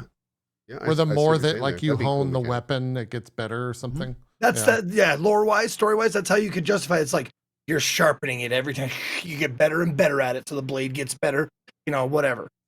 Yeah. There's so many systems for it that it's like Cohh said, it's been one of the golden. How'd you refer to it? Golden problems, golden. One of the golden questions. Questions. That's what it was. Yeah. Of game development when it comes to durability systems. So. Yeah, that's definitely a big point of conversation. But the recent patches, as Cohh stated, have alleviated a lot of those issues because they've made the durability on items a lot higher. So it's less of a problem. And I'm sure they'll keep it. And I know it's got a lot of work. People out there like I had the same like mental struggle. Like that doesn't make sense from a physics standpoint. Yeah, but magic. Video games. Oh yeah, because it's a game. It's a game. It's a game. It's a game. Yep, Exactly. We got 15 minutes. Trying to think what else everyone's been playing. Cohh, Rise of Ronin, we haven't talked about it at all. Like what I've heard this game has for me the Days Gone effect where people are kind of bouncing off of it, but then people that stay with it are like, no, this game's actually like really fucking good. Is that accurate? Game's really good. Yeah. Game's really good. Dude, it's Neo. Just through and through. It's basically Neo a bit more streamlined with a nice flavoring of Sekiro in a semi-open world Edo era Japan. and it's great. It's real good. It feels like Neo. It has a very rewarding area completion, zone completion system. Lots of fun side stuff to do. It all is much more cohesive than Neo, which is kind of a nice change for that franchise, I would say. And for the record, for those that don't know, they have officially said that they are done with Neo. The studio it's done. Nope. They said no more Neo. Oh, We're wow. done. So this is the new Neo. This is Neo 3, or what it would have been. This is what that project would have been. And it's great. Like, I love the fact that they're doing this kind of newer spin on it. There are some things about some of the combat systems I don't like. And I hope they shy away from some of the paths they're going down. But the large majority of it, and the game overall, is fantastic. And I'm looking forward to returning to it whenever I do. I got a lot of hours into it. I started it just expecting to do the main story. And now, 20-ish hours in, I have almost completed every single thing there is to do in the entire first region. Oh. So, yeah. And I like completely have forgotten the main story existed. So it's been really cool. Really cool. That guy just fucked you up. Oh, dude. There was one boss that killed me probably 50 times. Yeah? Oh yeah. This game is not super easy. Okay. Are there It's a huge amount of fun. Is it just one difficulty or are there multiple? Do you get to choose? It is. I don't remember. Okay. Actually, I don't remember with this one. That will have to. There are 3 difficulties. Okay, I think we're on the hardest. I'm pretty sure. Okay. Yeah, but is there a giant sword? Oh yeah, there's multiple giant swords. There's great swords. There's odachis. There's spears. I think JP is talking about like a sword that's way too big for you to swing normally. Like yes, in physics. The great swords. The great Okay. swords. The American style great swords are gigantic. They're huge. Okay. They call them American style. No. I just mean they also have okay. like giant. Yeah, they have giant curved great swords, but they also have the giant straight great swords. Okay. Okay. Yeah. All right. Not American style. I should say. What's a better European style? Maybe? Oh, someone in chat. European style. Someone in chat. There's a much better name for that. Knows exactly how to crush my hope. The giant weapons won't allow JP to steamroll mobs like he wants. Is that true, Cohh? Lie to me and say that it is. Okay. So here's the thing. This system is. This is where I was talking about earlier. How there's a bit of Sekiro in here. So this one is much more a give-take style combat. This is not necessarily an overwhelm your enemy style combat. Because there will get to a point with most enemies. Now, you can overwhelm them. It absolutely can happen. But more often than not, even with heavy weapons, at least for me, I didn't do some kind of perfect stamina destruction build or whatever. You can maybe able to finagle something. But for a normal player, my heavy weapons were, even with the strongest attacks, give-take. And what I mean by that is the enemy will get to a point where they will just start attacking through your attacks. You have to be defensive or you will take damage. You can't just spam attacks. Someone in your chat, someone in JP's chat, I think put it correctly. You don't attack in this game, you punish. Yeah, that's a very good way to look at it too. You can also do that through dodging if you don't want to do parrying or anything. There's an extensive parry system as well. So it's very much a nice in that. Now, of course, you have all of your fun Neo-esque systems in there as well. And that is where it tries to kind of start going into its own flavor with this thing called the stance system. And what that is you have weapons, and then each weapon has 3 slots, and those slots can have stances. And the stances are things you unlock in side quests, you unlock through the main story. And the stances have different moves in them and also affect the weapon in different ways statistically, and also have different stats that scale on them, which I hate. One of the things I really don't like about the whole system. But so not only do you have this stance system that has the moves and stat adjustments to the weapon types, but on top of that, they have different advantages and disadvantages versus other weapon types. So every time you look at an enemy, there's a little indicator to the right that says either 2 blue arrows up, gray equal sign, or 2 red arrows down. And what that means is that is what their weapon type is to your stance. So you may have to like switch stances. It's not nearly as complicated as I'm making it so sound. Is it kind of rock, paper, scissory then?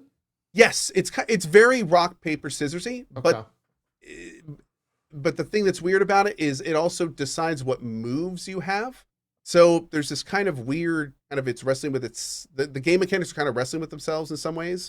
So it replaced the Neo stance system. Yeah.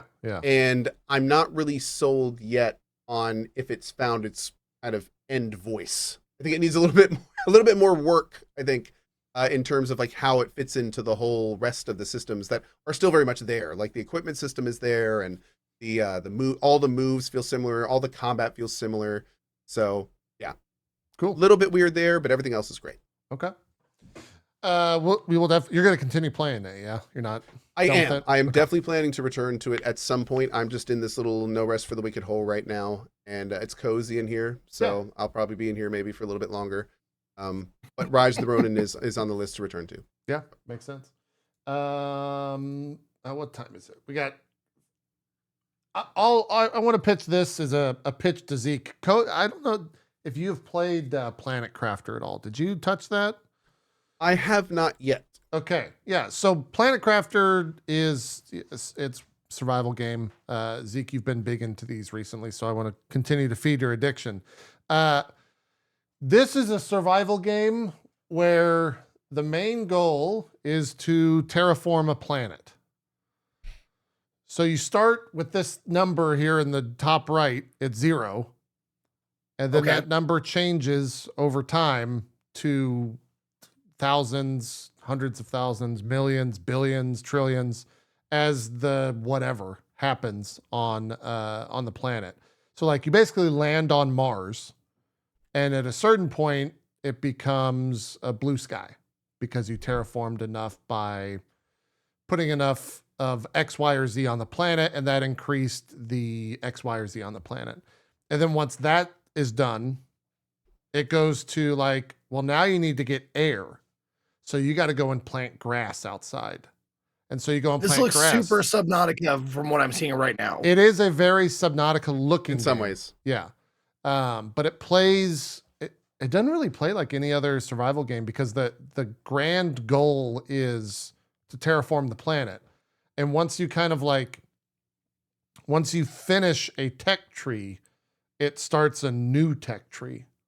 So it's like you finished heat, CO2, whatever. Now you need to start the bugs. Because if you start bugs, then that starts life. And then if you start life, that starts fish. And then if you start fish, that starts bigger predator. And like it just constantly continues to build on itself. And so you're not just terraforming, you're creating an entire ecosystem. Yeah. Okay. And it's, I guess that's kind of what terraforming is, I suppose. Yeah, basically. So does it have an end goal, like an ending? Yes, it hit 1.0. 1.0 launched this past No. I mean week. the game. Yeah, that's what I think 1.0 came with that, the end. The end. Cool. The story is basically you are, and it's they don't like, you find it through like data pads and whatnot. So it's not a super big deal. Basically. Is there an actual story like in the game, or is it more of just like a Terraria style? Yeah. You're a prisoner sent to a planet, sent to terraform it, and you got to build a rocket to get off the planet. I think is the short of the story. Short and sweet. Awesome. Yeah. Like I don't think that, and I like it. Dig it.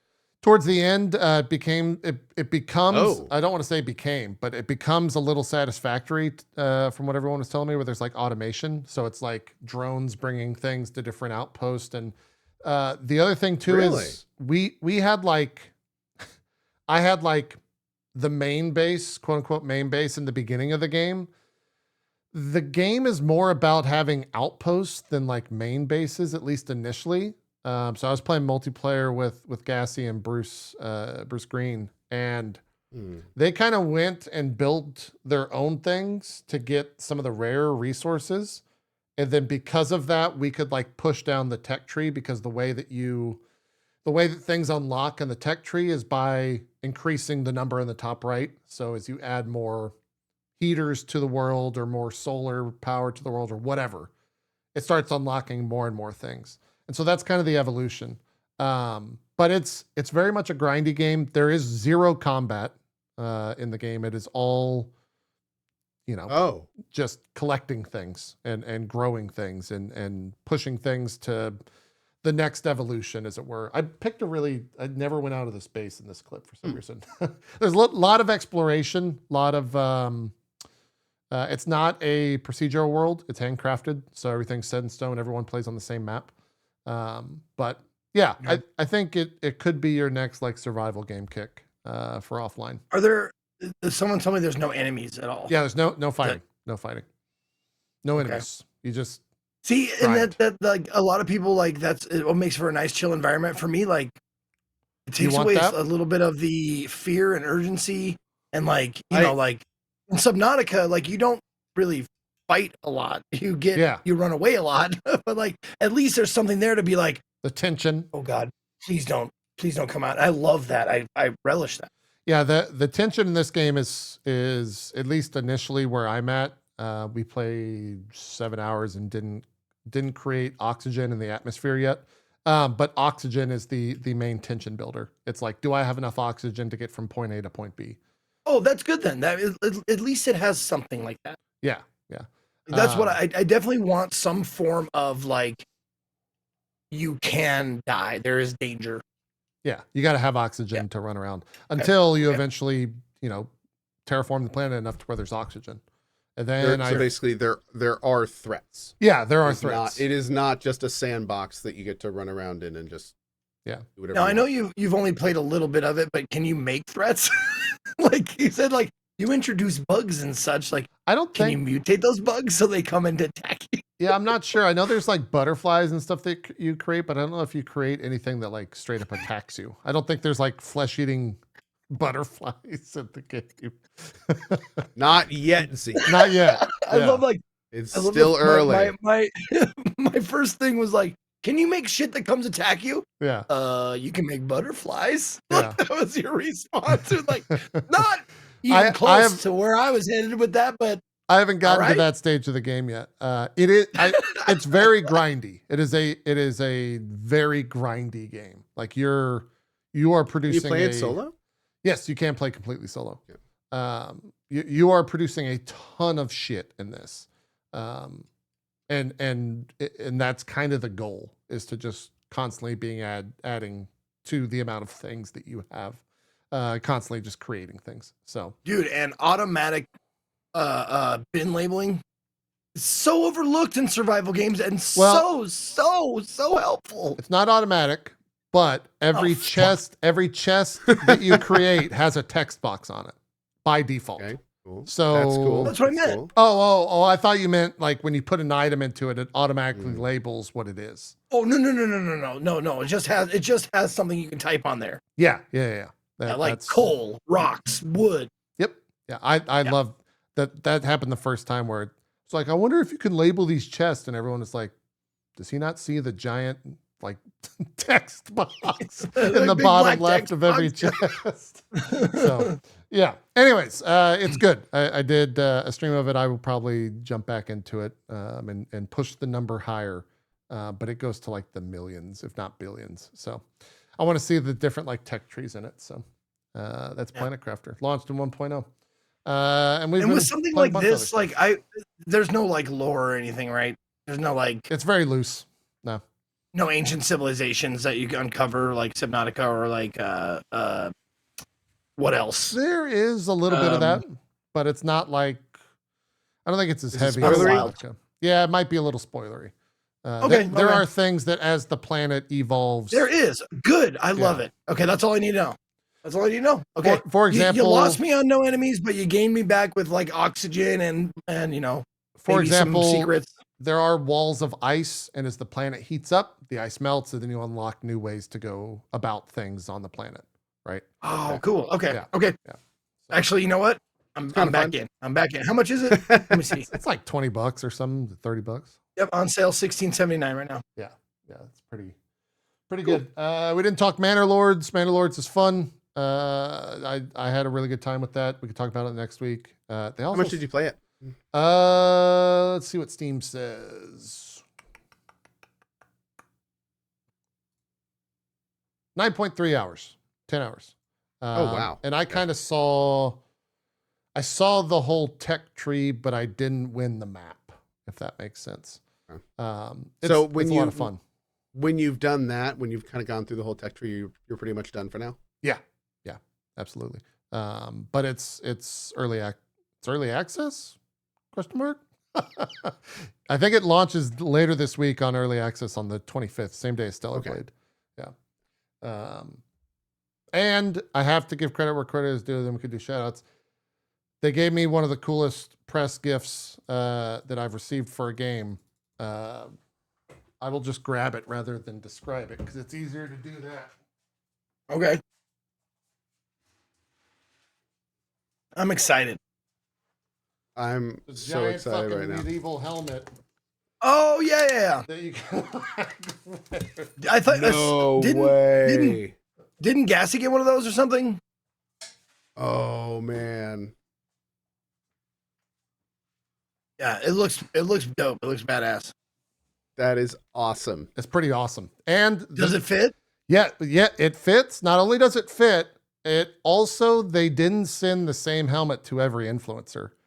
Each influencer got different style of helmets, and I was trying to tell chat to be like, guys, it's really cool when you get stuff from press and companies, but it's even cooler when everyone gets a slightly different one. And they were like, that you just sounds like that's like the biggest first world issue. It's like, yeah, but it's cool when someone gets a giant like peacock cuckoo helmet thing, and then you get like one with chainmail, and someone else gets one that's just like not like any of them. There's something cool about that. I had to explain it, and I did a terrible job doing it, both then and now. Is that hooded horse? Yes. Yeah. It's old hooded horse. Yeah. What are you realizing you missed an email, or what is that? No. I there were some packages that were misplaced that I heard about last night, and I think that might have been one of them. And I have to. You might have to investigate. Yeah. I have to investigate that a little bit. Yeah. Dude, I was not. I was like, oh, cool. It's a press package. What is this? I open it up and it's a giant medieval fucking helmet with real leather that's been like oiled up so it doesn't rust. And I'm just like, oh shit.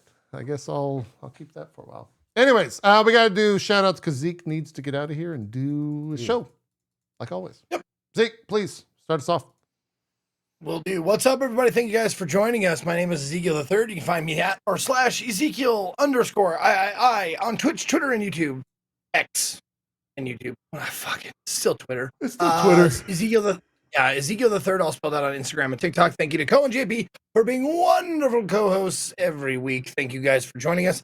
I will be live after not live on my channel, but I will be on twitch.tv/tablestory for the last Blade Runner thing. We wrapped up the show last week, and this is just going to be our round table where we talk about the show and our characters and the plots and all that kind of stuff and answer your questions and whatnot. So we're just gonna have a nice wrap up discussion about the Blade Runner TTRPG that we did over the past few months. So if you want to join us, thank you. I will be back Mondays. I take off. Tuesdays I will be streaming again 10 a.m. Pacific, the final week of the 10th anniversary month of me quitting my job and doing Twitch full time. And we got some fun stuff, I think, planned. I know we're going to do a Dark Souls 3 randomizer. We got Boshi. We got a bunch of stuff that I haven't actually planned yet. So just, if you want to come on out. Thanks for watching. There you go. Might I suggest Elden Ring randomizer and not Dark Souls? Rather than Dark Souls 3? Yeah. Might be too big. What do you mean? I've played it. It's great. What do you mean? No, the game might be too big. The game itself is huge. Oh, you're saying you're doing a full playthrough? Well, maybe. I mean, I want to get as far as I can. Okay, fair enough. You know what I'm saying? Yeah, I got you. Cohh, shoutouts. Yes. As always, thank you to JP and Zeke for another phenomenal week. My name is Cohh. Hello. I'm going to be playing more No Rest for the Wicked, probably some Rise of the Ronin. I think I'm checking out the Dead Island 2 DLC tomorrow. We got some other stuff coming up this week as well. And man, just lots of more Rebirth, more Final Fantasy VII Rebirth, more Yakuza. More Yakuza. I still have other games I want to finish. There's so many games, and it's so wonderful. But anyway, thank you so much for watching. And if I don't see you on my channel, I will see you next week. I'll be back on tonight on Cohh at 6:30 with a rerun of the daily rerun, and then tomorrow morning at 8 a.m. ET with more live No Rest for the Wicked. Bye-bye. You skipping Stellar Blade? You gonna play it? I want to. Yeah. Okay. Dang it, man. I mean, I'd be playing it if No Rest wasn't probably having its class. It came out, right? The 18th? No. It comes out on Thursday, the 25th. Or wait, oh, Friday the 26th, maybe. But I would Yes. assume that there's some sort of early access since it's PlayStation. Yes. Yeah. Well, I haven't heard about it. If Okay. so. But Okay. I would yes, no, suspect I'm they're definitely pushing marketing. I'm definitely planning on playing Stellar Blade. Okay. Yes, but I have a lot of other stuff I'm doing as well. Cool. Yeah, that's kind of my next big thing is Stellar Blade. But I'm also moving, so I'm doing all that. I'm packing things up slowly. There's no statues behind me at the moment. I've got all those packed up, and I gotta do the rest of the house. I started with the important stuff, and then I'm gonna do the rest of the house, and we'll get moved to Austin. So. Should be a show next week. I will let you guys know. That kind of hinges on me, and less Cohh and Zeke. So I'll not only let chat know, but also let Cohh and Zeke as well for the show. So, I would also like to know Yeah. if you let chat know. So that's great. yeah. Anyways, that's it. Thanks everyone for watching Drop Frames. Have a good rest of your Sunday. We are out of here. See you next time. Bye-bye.